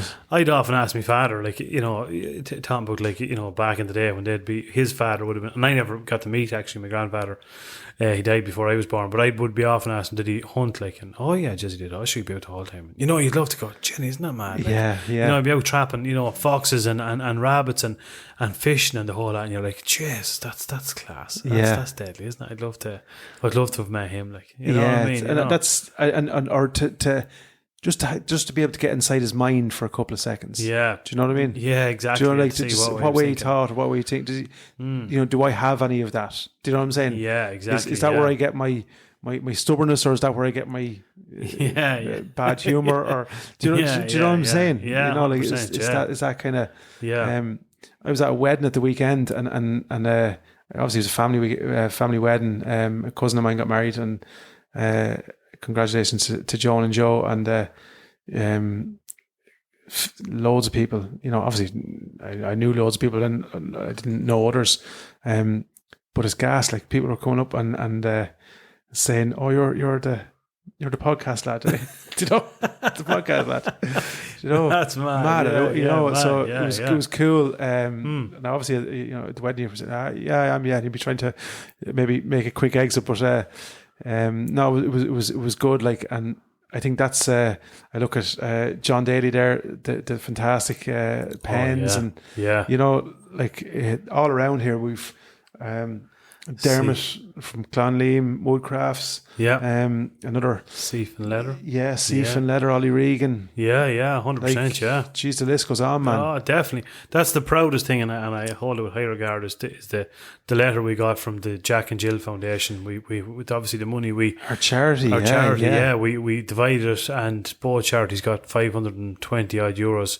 And just a nice little letter thanking us, and just a little bit about the Jack and Jill, and you was cancer research and stuff, you know, Daffodil Day, you know, just lovely things to have, and that was early doors in the podcast, man. Like, that was, you know, that was before Christmas, I think, and like that was you know, real early door, or just after Christmas, was it? Just after Christmas, was real early doors in the podcast, and like it was. To garner that amount of money, and the prizes, like, we're on, man. We could have done Jesus, they were on, but some of the prizes were absolutely unbelievable.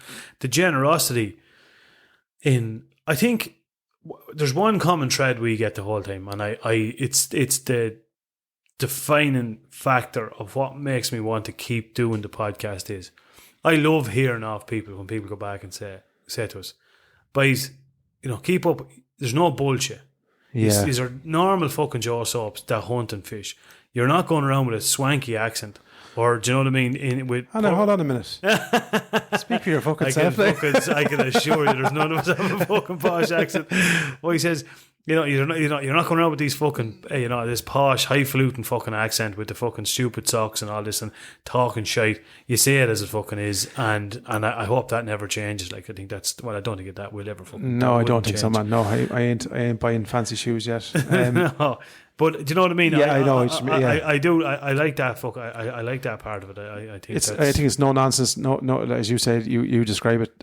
No bullshit. It is what it is. If we have an opinion, that's our opinion. Yeah, we're entitled to fucking things. So yeah. The trip to the doll in the middle of it. Honest to God, lad, how the fuck did that happen? Yeah, that is the truth, man. Honest, that was an experience. Now, about that actually. That was an experience. That kind of there was a lot of talk about that at the time, wasn't there? It was so funny. It was, yeah. The amount of people, and I was like, geez, we must come across as two complete fucking idiots on this podcast. But the amount of people that were like, just be very careful now. And if they say this, do this and do that, and we're like, just like relax. Like. we did do the junior cert. Yeah, exactly.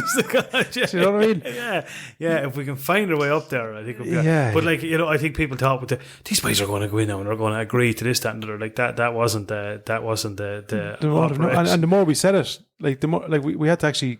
I remember that, you know, come out and say it, because we were getting bombarded. Do you want us to come? No, like, you want to be very, you like, we'll get you. Walk into something. We've a lad there now, and he'd be great at this, and he'd be great. All right, go for him. Why didn't I ask him to come up? And that was the theme of the day. I think from that morning, I remember chatting with you here in that morning, and there was people ringing you flat out. Stop. And we had to come up with a kind of a kind of a release statement to say, look at here. Relax the cax. We're just going up here to tell them. I think there's a lot of things, and in fairness, I think a lot of it has been. I'm not saying it has changed, but it's been widely documented and talked about a lot. Like, and aside from all the thing with the firearms expertise committee and all that stuff, there's other things there's other issues, big issues within the whole industry. That's aside from that aspect of it. And in fairness, you made some great points there about the lack of funding for a lot of it. And I think that's another area that like we'll hopefully work towards seeing a bit of it. Where it's something we can take on and we'll work towards. Yeah, look, we said at the start that I think we're not going to be able to change anything, but what we hopefully will do is keep nudging it in the right direction, and the podcast itself, by its very nature, we're talking about things. We both had the idea that everything is kind of desensitized, around life in general, never mind hunting, but it's to take away the hassle and hardship, and it's all this kind of robotic stuff, and you go here at a certain time, you're home at a certain time, you do a certain thing, and just the way you do it. Hunting is not that. It's the most erratic thing that you could, because everything, all the best laid plans in the world, you go out and there's fog down, well, plan no more, works there. Or the wind changes the night time. Well, you can't approach from that side now, buddy. No, you're not going in that way. Yeah. So, do you know what I mean? 100%, yeah. So it is the most unpredictable, regardless of what people say, you've all the best laid plans and stuff, but it is and that's the, by its very nature, we wanted to protect that and keep that kind of, we said it at the start of the show with the paying people to hunt, it goes against that. Yeah. It goes against the, right, look out the window, oh jeez, it'll be fine more to go for a shot, throw the gun over the shoulder and off you go. Yes. I would hate to think that we lose that. And the podcast, I think, hopefully, well, it definitely shows us that there is a support for that type of ethos out there, because people from all over the world, Ireland, UK, message us and tell us that what we're doing, by and large, some people agree with a lot of it and don't agree with some of it, but by and large agree that our thinking of it is similar to theirs. Yeah. 100%. Yeah, definitely. Yeah. It's and it's gas as well. Like through the podcast, listen to it. It's like we're not on our own. Like while America, say we always talk about America, for instance, but I suppose a lot of the media around hunting, it's huge over there. But I think they're all facing it. Every country in the world is facing issues like with hunting and restrictions and so on and so forth. So look at this. I think America is probably in some of the, like, in a better shape because they realise that there's the financial implications from hunting impact directly, or the financial gain of hunting, garnered through hunting, directly impacts conservation. They've grasped that nettle pretty quickly. We're a little bit slower to recognise that fact. We tend to do things like, if you look at our history, obviously we're a young state, but through our history we tend to do things. No, we're going to do it our own way here. What way did they do it again? Yeah, exactly. Yeah. Maybe we shouldn't have put all our money into that big estate outside Roscommon. Do you know what I mean? Yeah. Honestly, it's an interesting one. But sure, look, we're going to keep chipping away at it. We're going to try. Absolutely, man. I know a special mention. I think we've had a couple of overseas contributors. I know. Look, I'm a huge fan. Hunting Steph. I wanted to mention her because I know it was. Probably the most random fucking message she could have got. Lads from the butt arse of Kildare. Yeah. Want you to come on? Yeah, come on a podcast that she agreed to do that because I think she got. I know she got because she messaged us regular enough, and we were huge fans of hers. But two things kind of, it was, obviously Kim is a huge. A flag bearer for Irish women hunters, but Hunting Steph is one of them. It's like, I would equate her to the Katie Taylor in the boxing world and stuff like that. She flies the flag internationally for female hunters. We've been hopefully doing a small bit of that on the podcast. We welcome it, and I think I'd love to come across a female fisherwoman. Yeah. I hope. Do you call him a fisherwoman? Oh, don't ask me. I don't. I think we have to ask. I think you just like just say it. Yeah. And be asked for forgiveness after that. I don't know. I don't know, but yeah. So I think we've had that conversation again. Yeah. The whiskey's going down well, but yeah. So I think would it be good to get someone on? Yeah. Right? Yeah, definitely. Yeah. I think one thing I just talking about hunting Steph. One thing that, like, there's a couple of accounts out there of different females that are into hunting as such. You could say it loosely. What I like, there's no bullshit about Steph like either. Like, Steph gets out and she works, man. She'll backpack a fucking deer through the worst conditions you've ever seen. She'll get in and she'll clean it out herself. She's not going around, like, as she said herself, manicured and all done up to the nines for a big professional photo. She is out hunting. She's a hunter. She is a hunter, like, to the bone. She's a hunter first and foremost, and the social media and the pictures and all that kind of thing come after. Afterwards, yeah. It's very apparent in her, in both her. We've talked to her personally on the podcast. Yeah. And it's one of them things. I think she's going to come back over to Ireland. I think it worries me a little bit going out hunting with her, because I think she'll probably put us to shame a little bit. There's no probably about it. Yeah, absolutely. Yeah. Mm-hmm.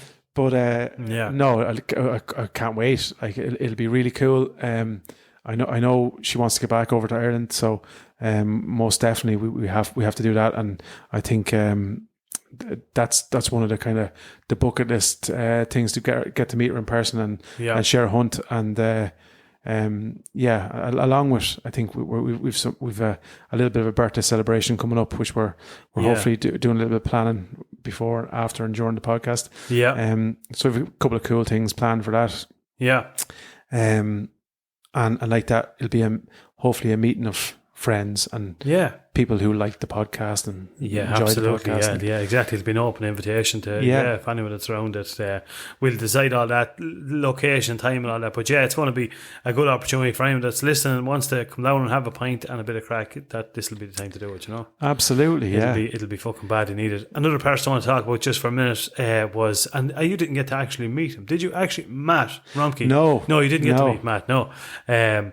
Just a cool dude, man. Just laid back, just legend. Just Canadian, just a cool guy. Yeah. And it was so random. Like he had down at the Adair Springs, fishing show. He had a stand because he does guided salmon fishing, as well as he does obviously bear hunting and moose and all that stuff over in Newfoundland in Gander Bay. And I just got chatting to him. Just a hell of a nice guy. Yeah. And he was telling me a bit about himself. And I had the Irish Hunting Podcast Jumper. And he says, he had seen it in some of the pages over there. And he was saying that, just got chatting to him. And I said to him, have you ever went fox shooting? He said, no. And I said, sure, do you want to? Absolutely. I said, what's your plans? When are you staying? What's going on? So then I said to him, look, give me took his number. No, he was on Messenger. And I said, sure, look, give me a shout and we'll get out. And random as anything, one Friday night, he landed here and we headed off half the night out shooting foxes, man. Yeah. And it's just a really top class, cool person to meet. And he thoroughly enjoyed it. But someone from the complete other end of the world, that's obviously mad passionate about hunting, but on a completely different scale or different level. I think I've been chatting to Matt obviously since a lot of Messenger and stuff like that. You know what I mean, and so on. And I think Steph actually mentioned that when you share a hunt with somebody, or you share, it's a connection. And obviously, I didn't, but there is a connection between him forevermore. And he's invited us over. And we will be getting over. It's just a case of us putting that into play. But I think that isn't that the kind of the glue that binds all hunters. I know if there was somebody coming over here from back, an expat from America, and they wanted to get back over and go out for a hunt or go out for a fox or just go out for a walk. That kind of thing binds us all, it because does. You know what I mean. Automatically, you're at the kind of there's a level that you're both are all at. Forget all about the MBAs or the bachelors and all that kind of stuff. Yeah. When you're out there in the field and the wellies and the thing, it's primal, it's basic, it's you versus nature. Yeah. And we're all on that page, Absolutely. And it was gas. Like when I brought Matt out, even though he's never hunted foxes before, and his game would be a lot larger, but like just because ours is smaller doesn't make it any easier. He found it challenging, but it was gas. When we went out, we went into that field. I didn't have to tell him anything. He knew what way to get the wind. He knew when to be quiet and when he could talk. He knew, when the moon was out, sitting tight to the hedge. He knew all that. I didn't have to tell him because it was in him. He was a hunter, and he knew that's what it takes. Like, and definitely. How many nights me and you have been out? Like we like our friendship only probably goes back maybe 18 months, 2 years, if even. You know what I'm saying? Yeah. But like the first time we were ever on a hunt. Now, obviously, we've talked about it. When you're on ground that you don't know, there's that hesitance to take a shot if you don't know your back stops and which the safety aspect. But like very quickly, man, like it's as you rightly said, we've often went out for hunting for 4 or 5 hours and we mightn't talk for an hour of it. Do you know what I mean? At one stage, because you just know. You just know. Yeah. Or you'd be talking going in the gate. Next thing, the talk gets quieter, and then to nothing. Because you're coming up maybe to along a hedgerow and you're looking down the field and saying, if I was a fox now, I'd be coming out there. You know what I mean? And it's that unwritten. It is. Yeah. And it's in the gas as well. When you be out with a lad that's bought into it, say you could have your eye on a fox, and it'll come a point, say if the fox is heading away from you, he's winded you. Now, I don't mean he's running 100 miles away from you. You just know it's not going to happen. Yeah. And the other person knows. Isn't it? Do you ever notice that? Yeah. And you'd start talking, saying, because you know it's not going to happen. It's game over. And you haven't said to him, hey, come here, I think it's game over now. Let's have a chat. Yeah. It's just, you both kind of come to the realization at the same time, look, that's not going to happen. Yeah. It's the gas, that, isn't it? Yeah, and that deer hunting, I was out with Rob a couple of weeks back, similar thing. You're looking over and you're looking at kind of a small little pricket and you're saying, I have one of them in the I'm out for a stag, and like that, you're both not talking obviously, but you're both thinking the exact same thing. Yeah, absolutely. Do you know what I'm saying? Yeah, 100%. It's and I think that's the common thread between be it a hunter or a fisherman. I think that's the love of the outdoors, the ground, and we have talked about before. Is it something that's inbuilt? Is it something that we're born with? Talking about our ancestors, is that I genuinely think it is. I think there's like, have you ever walked into a field and almost know that you're going to see a fox?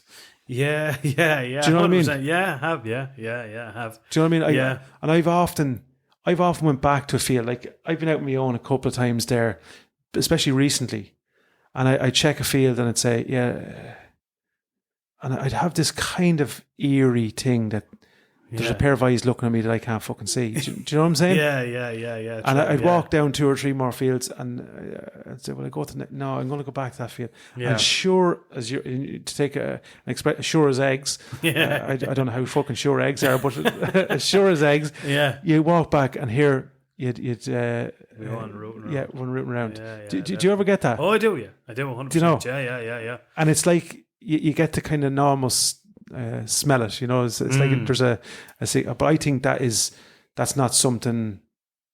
I think that's something that's kind of in you. Yeah, it's built in you. It's almost it's not almost an inbuilt thing. And here's another one. I was only thinking about this last night. I don't know. Do you ever notice this? Yesterday evening, I went hunting yesterday evening on the way back up. I was working down in County Clare yesterday, and a bit of land down there that I do shoot for a fella, and I was actually never. When I say shoot, this was my first time on it. And when I say in the middle of nowhere, like, it's a drive down narrow road after narrow road in through forestry either side of you. And then we pulled into a little area and it's just an old gate. And you had to get out and push open the gate. And you drive off up this laneway. Trees either the middle of nowhere now.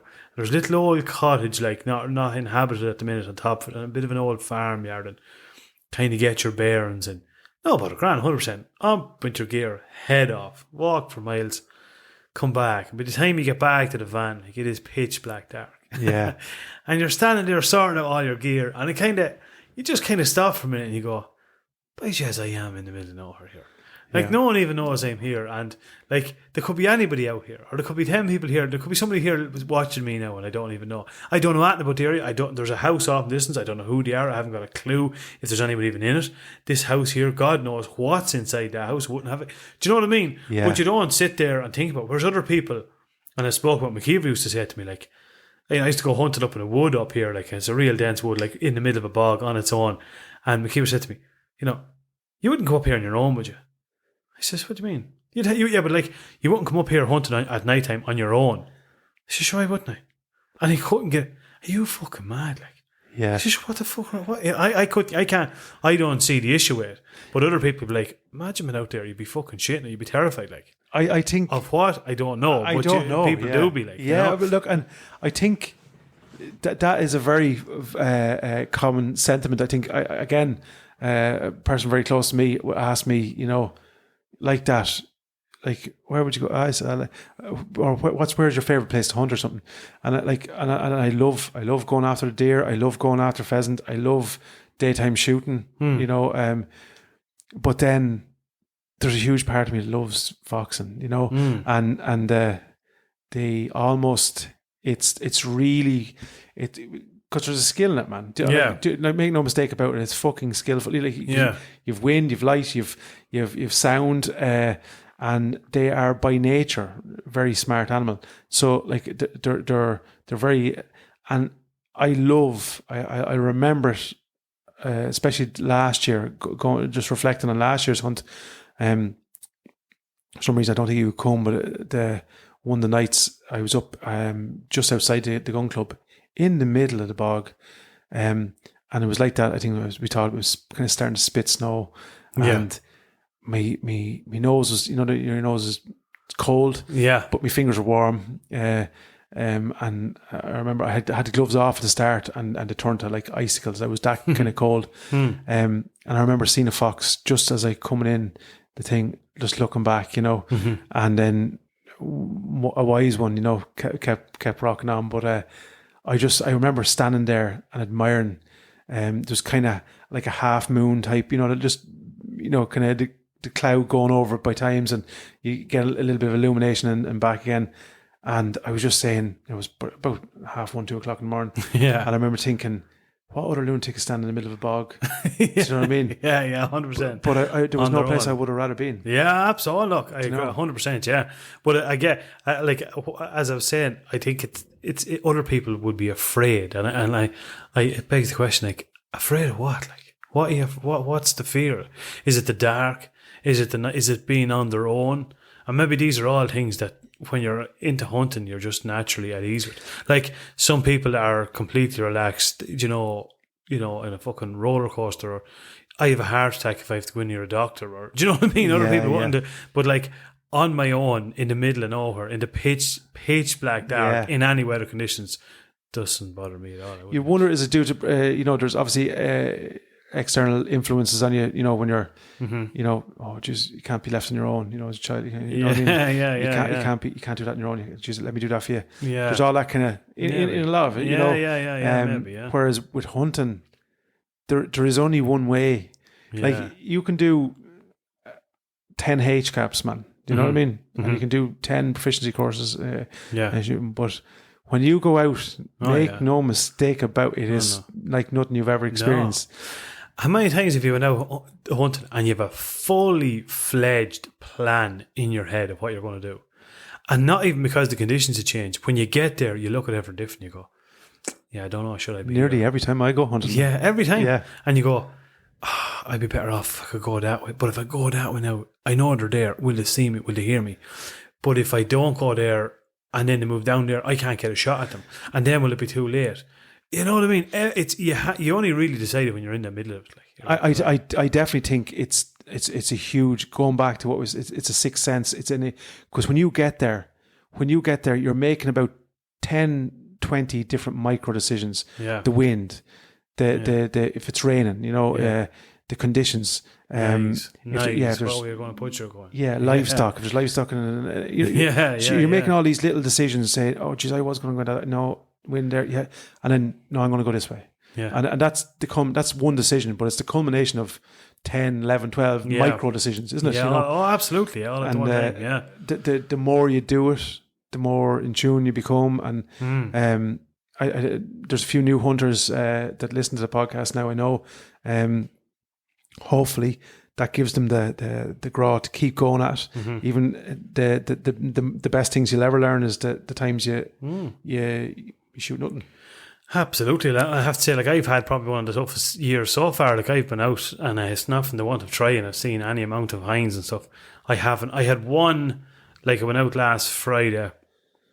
I had one opportunity to shoot a male deer last Friday, and I literally had about 4 seconds from the time I saw it to the time he was gone. Yeah. So I couldn't even, and that was the only one. I'm going to head out in the morning, but again, like, it does get there is time. We spoke about this. I think there's an extra probably stress through the podcast. Yeah, like, you know, I'm going to be going on here going, I didn't get at it again. This, you know, but that's just the way it is. But you just have to keep at it. Like, I'm going to go in the morning, and I'm excited. I'm kind of nervous. Isn't it mad the way you get nervous? Not, like, you do get nervous to a certain extent. Like, when you're making your way in there, your heart is. You can hear every beat. Shit. Yeah, you're like, when I get out over here and I peep out here, what am I going to see? Are they going to be there right in front of me? Do you know? It's the fight or flight thing. It's the prehistoric thing. There's a thing built into you there that at some level, I believe. Yeah. You know, that at one time a version of you or an ancestor of yours or was out hunting for food and knowing that if they came back there was no food, you know what I'm saying? And that's what has that, you know, and for anyone who hasn't experienced that, you can't explain that to somebody. Yeah. I brought a mate of mine out who was going through a tough time, and I remember one night I brought him out and he was just accompanying me for the spin, and he's a great friend of mine, and very proud of what he's doing, but like that, he had a brilliant night, man. Just, you know, he said this because he was, you know, spotting, and he was there like, geez, man, this is great crack, you know. And he was always telling me, you know, just one more gauge, you know. yeah. But like that, when you haven't experienced it, there's because like I no more than yourself, you've shot targets at, you know, a couple of 100 meters, you know, and you know it becomes kind of bang, bang, you know, no issue. But you put a live fox running at a couple hundred meters or standing at a couple hundred meters, it's a different gig, man. Completely different. There's no comparison to it. That crosshair jumps just a little bit more, you know, and the trigger feels a little bit heavier, and the breath goes a little bit faster, and the heart, and so they're all the factors, you know, where I believe, you know, it's the training on the job, man. It's the way I've learned any skill that I have, and they're limited. But as any skill I've ever learned, it's been kind of, show me how you do that there, and I'll have a look, and I'll work my way around it. And that's my version of learning, and it has been with hunting. Absolutely, definitely, absolutely, 100%. Yeah, we've come a long way, man. We've come a long way. If you had another 50 episodes, what would you like to see happen in the next couple of? Who is there anyone you'd like to have on? Or I've been hammering a couple of Man Eats Wild. Huge fan of his stuff. Yeah, he is the alpha hunter, man. I think he's so cool. I love his social media stuff. He replies a couple of times. Steve Ranella, man, you come on, you're man of the people. But I love Adam Greentree. Don't know where you follow Adam Greentree. I think he's cool. But I love to the plan. Hopefully, like, the way I would love to see us next year sitting down on our 100th episode or 120, we'll be looking back on, obviously we've a trip coming up to Hungary, which is, you know, again, beyond our wildest dreams. I think this time last year. I'd love to get over to Matt, over to that neck of the woods, man. Do some real hardcore hunting. Yeah, absolutely. Yeah. Yeah. I love that. Yeah. That'd be, and I would love if people, you know, continue to get behind us and keep I think we have a kind of a message or a thing to spread. I think it's kind of it's upon us now that we like, it's apparent that what we're doing has struck a chord with a lot of people. I think we should continue to do that. I think we should continue to drive hunting back to the fore, give the normal man and woman a voice. I think which we've been doing. Yeah. And the famous hunters are a part of that, because that's what gives, credos and wider. But it's not exactly what it's about either.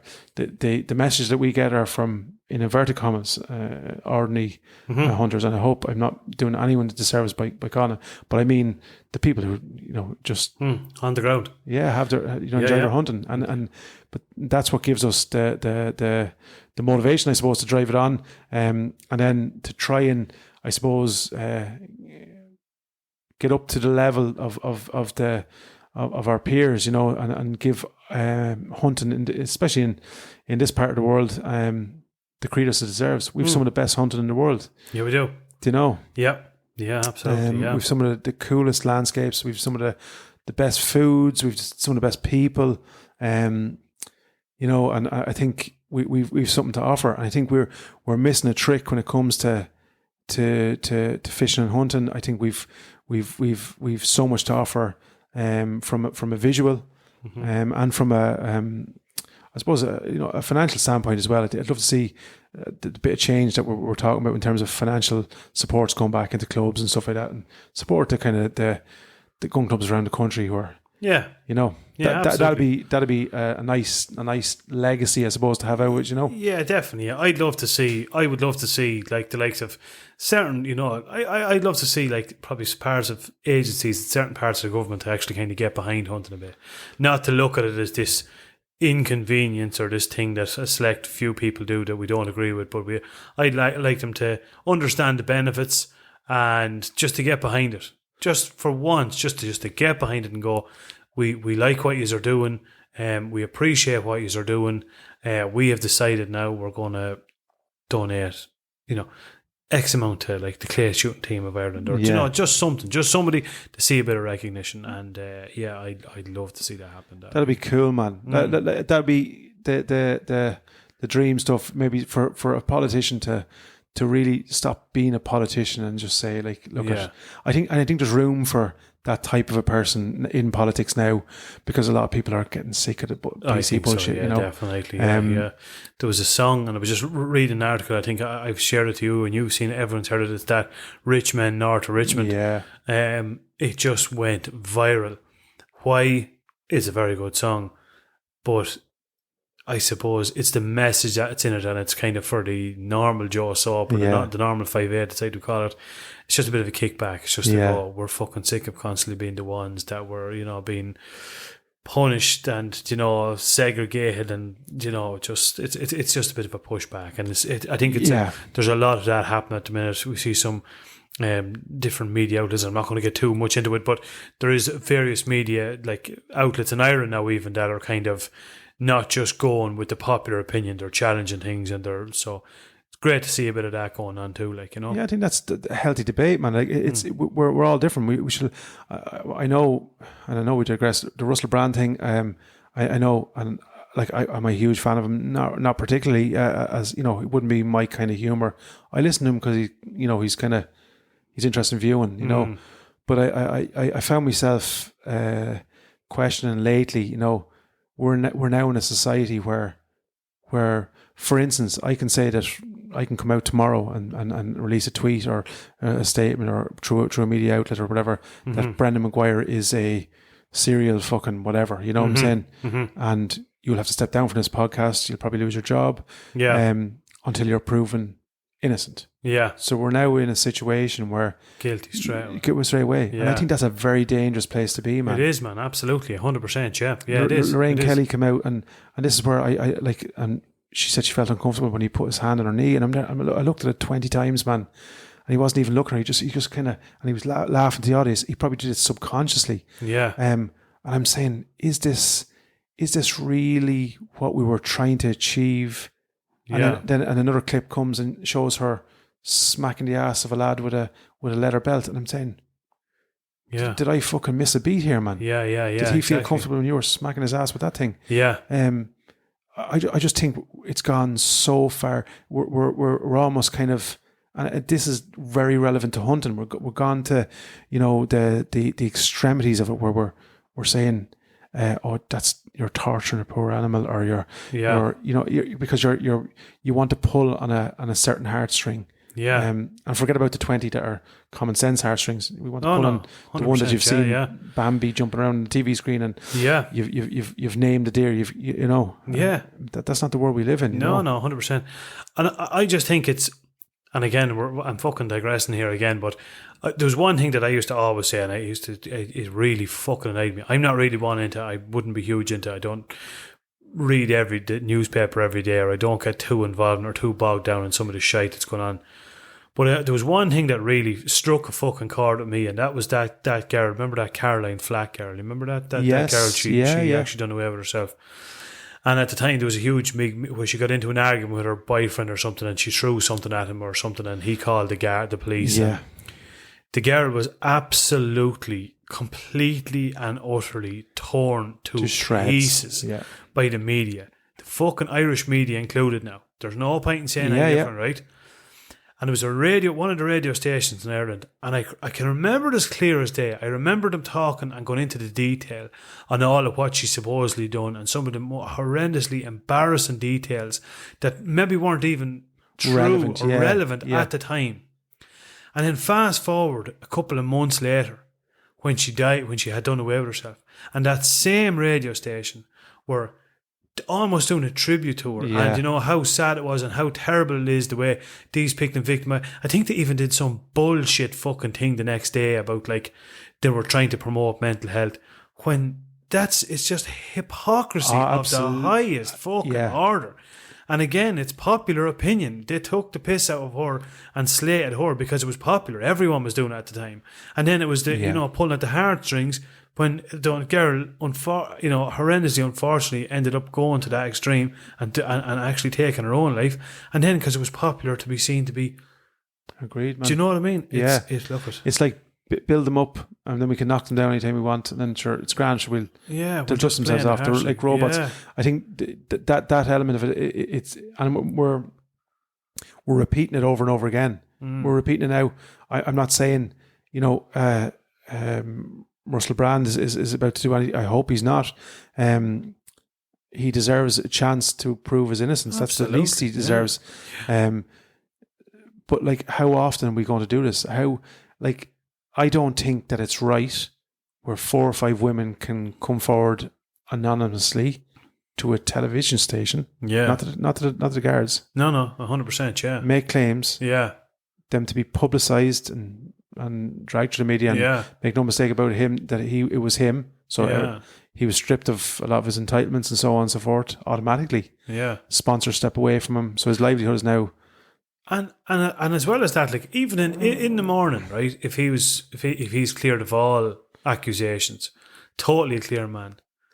In 50 years' time, if you Google Russell Brand, that'll still pop up, and he'll never get back to where he was. That's the point. You know? Never. Now, if we're not saying if he's guilty, he shouldn't deserve to walk the street. Never mind. But I just the point being is, I think we should. You should be firstly entitled to innocently proven guilty. I think that was the one we all kind of grew up with. And second, and I'm not what he's accused of is not in this bracket. I'm not saying that, but especially you'd see young people now should have the chance to make a mistake, man. Yeah. I'm not talking about any of the kind of sexual crimes and the violent sexual aggressive crimes, but young men especially. I worry for the world they're growing up, and I've 3 boys myself. I worry about comments and conversations being taken out of context and being, especially with artificial intelligence now as well. I know, you can turn all this kind of. You've also the how do you like? I'm going to be honest, man. How do I how do I tell my boys to condone them or to conduct themselves? You be, I tell them to be mannerly, respectful, protective if they're being. But there was a while there where I didn't know whether I was doing the right thing there either, because protective was seen to be ultra masculine and chauvinistic, and now we're being told, well, no, you can't be masculine and chauvinistic.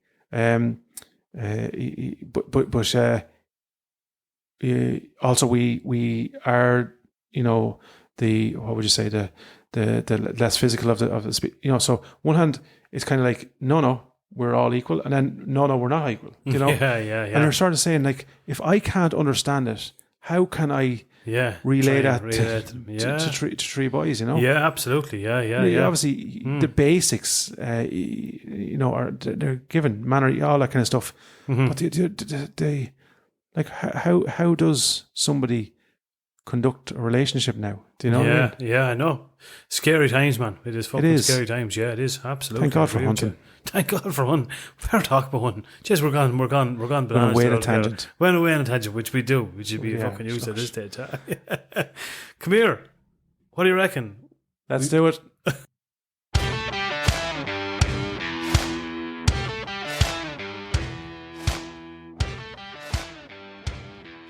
And now it's time for a little thing we like to call Let's Talk Gear.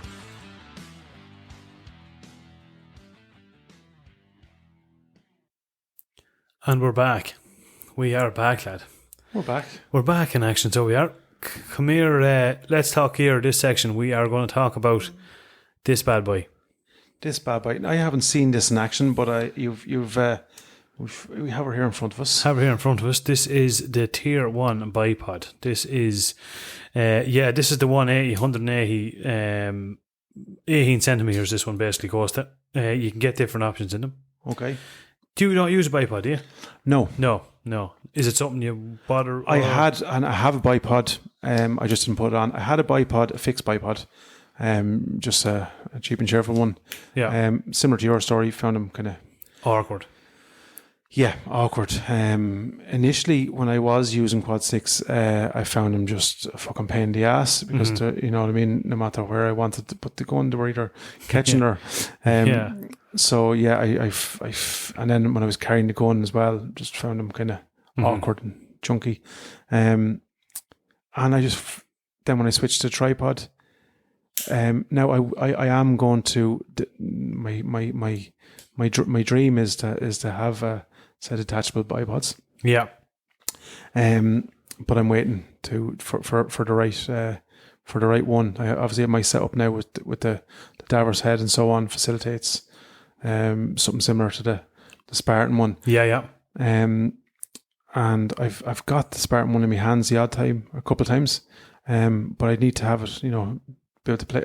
I found, obviously when something's new, I know, you know what I mean, get the use of it. So yeah, interested to seeing what this one works like. Yeah, 100%. Now, when I got that first, it was permanently attached to the gun, which I didn't like. I spoke about it a couple of times. It was awkward. It was when it was on your back, it was digging into your shoulder. Yeah. It was more so for, I think it was permanently mounted like for a range gun, for doing target shooting or something, that you're not, essentially carrying it.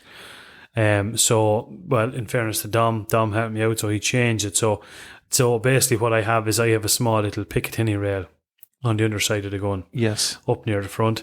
And then this is the quick detach.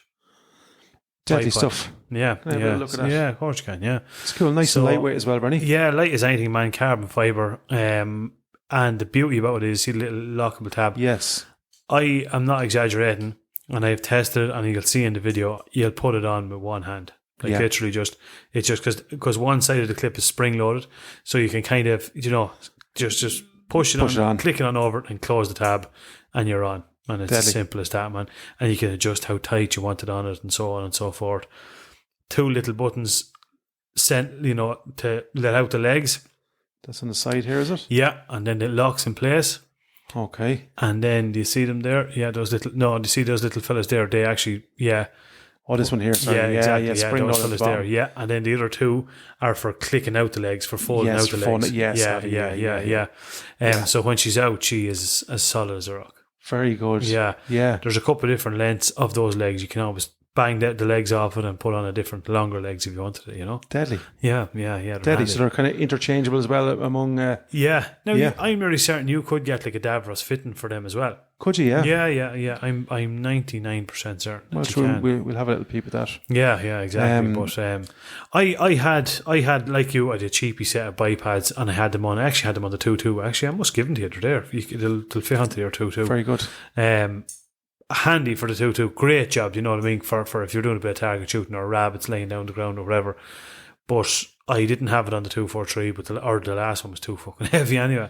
So There was enough weight now. it was enough weight anyway. So then when I was getting this one, it says her being lightweight and I'll throw it onto it and I'll see what she's like, you know. Carrying then, where do you carry them? Yeah, on the binocular harness, there's an elastic pouch in front of it. It's just bang them in. Just bang them Straight in. in. Literally, I can hold the gun in this hand, just literally out with the left hand, click them on, and then I'm good to go. Job done. Job done, good to go, man. Yeah, and in fairness, with the 6.5, with the fact that it's a super light rifle, you have a little bit more of a recoil. You know, you don't have to wait to keep it down. So you'd want a good set of bipods. You want ones that are fairly sturdy and fairly tight. You know, Yeah, and look at that. That's nice and light. You know, there's nothing too heavy about that. No. And look, made from that's carbon fiber there, I presume. Yep. Nice and durable. Yeah. Yeah, look at that. Seems a job, man. There's a couple. You see the way you can actually adjust when you have the gun. You can change the angle of it as well. You see this lad here, actually pivots as well. Oh yes, you Do you can know go what I mean? side to side. You have a little bit of side to side action Exactly. as well. Yeah. You have a bit, Yeah. and you can adjust the tightness of that as well. But like, look at all things considered. I think if you're and some lads don't use bipods, but I just think it's not something you'll be using all the time. You know, maybe one or maybe 3 out of 10 times when you're out hunting, you would have the use for one. Yeah. But you're glad of it when you have it. I can guarantee you that. Yeah. I think there was a couple of times just, I suppose, recently, because, you know, my tripod folds down, you know, very close to that height. Mm-hmm. But the limitation of that is, as they fold out, the adjustment becomes harder. Yeah. Because the legs don't fall away. So, Yes. do you know what I'm saying? So I you have understand. to, you're manually adjusting legs. And Yes. so it becomes a bit more clunky.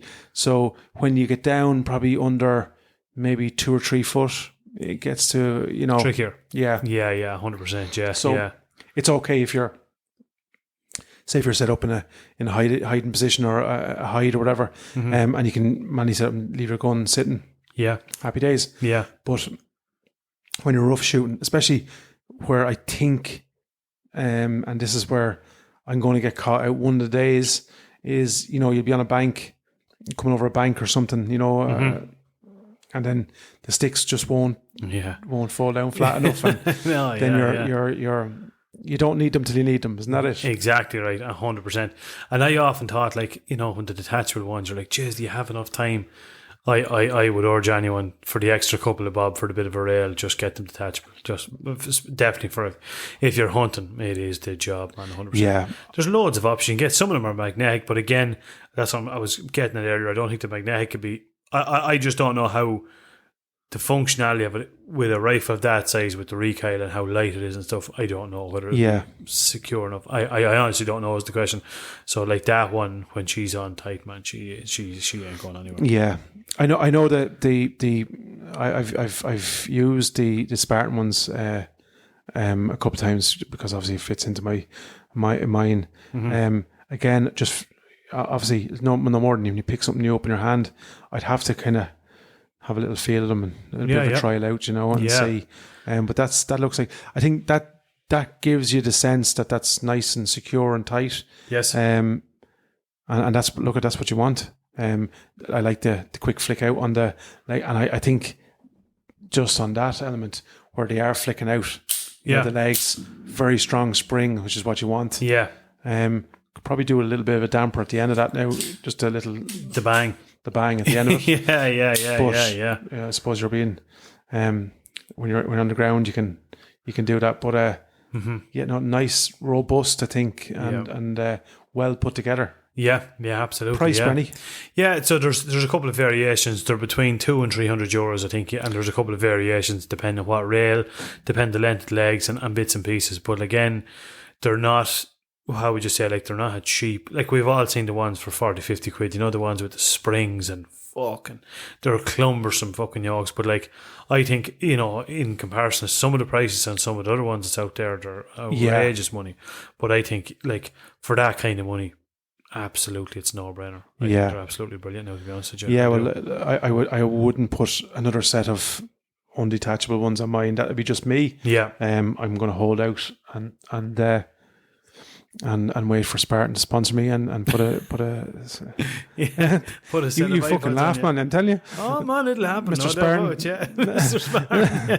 Actually, there are people that have asked us they want to come on the podcast. We need to get them on as well. We'll have to get them on, is right. Yeah, absolutely. The head guy, and his name escapes you at the minute. He is an interesting dude. He is a big man into his hunting. We will have to have him on. Yeah, absolutely, man, 100%. Yeah, but that's the Tier 1, man. That's her in all her glory. The Tier 1 bipod.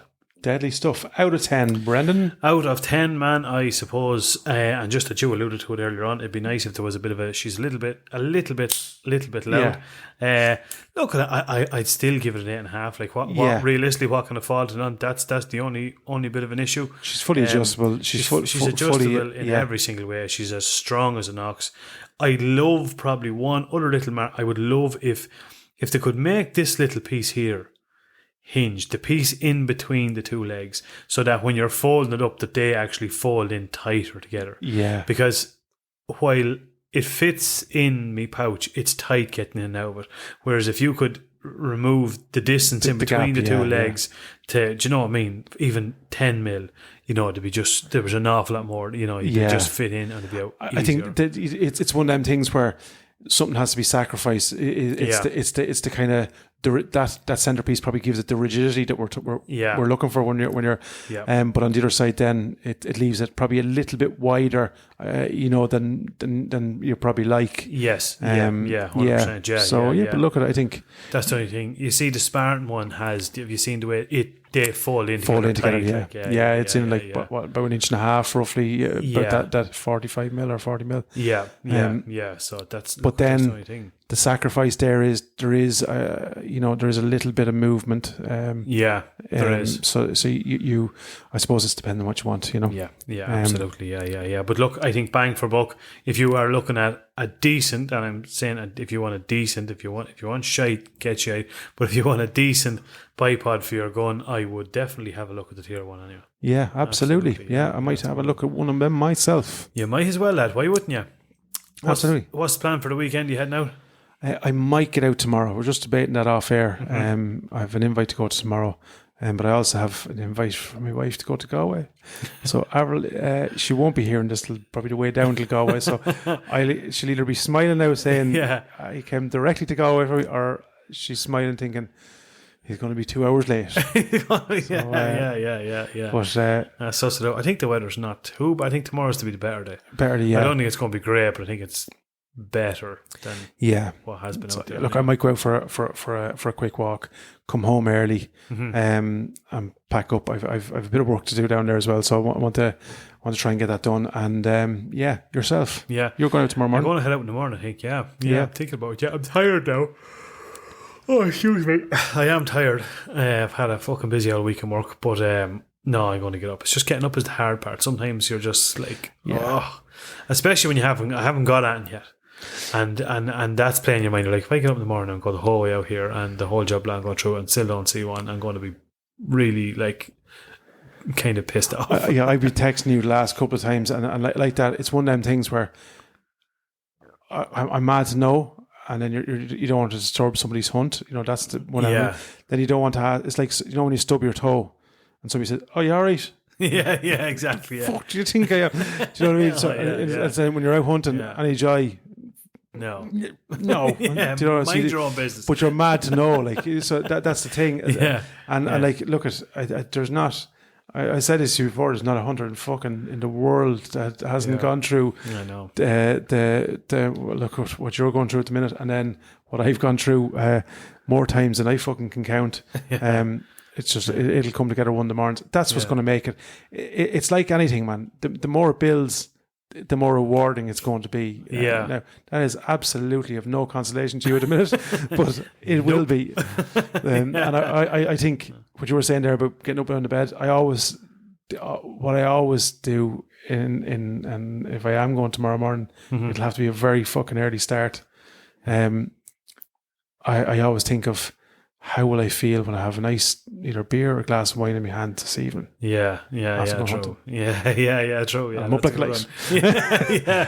Yeah, that's true. That's a good one. All right. Yeah. It's one of those things. I've that much work to do tomorrow that I probably could be doing, but look at fuck. But look, think of it this way, man. Yeah. You will work better. Yeah, if you're happier. Happier. Yeah, you're right. That's. Look, I'm sold. I'm going There you go, man. Fuck. What time is it now? Am I coming out? Hunting. Right, here. lad. We'll wrap it up on We'll that, wrap will it we? up, We yeah. will wrap it up. If you're heading out over the weekend, enjoy, be safe, and send us in your pictures and let us know how it's going on. Stay safe. Stay hunting. Have a good one. Take it easy.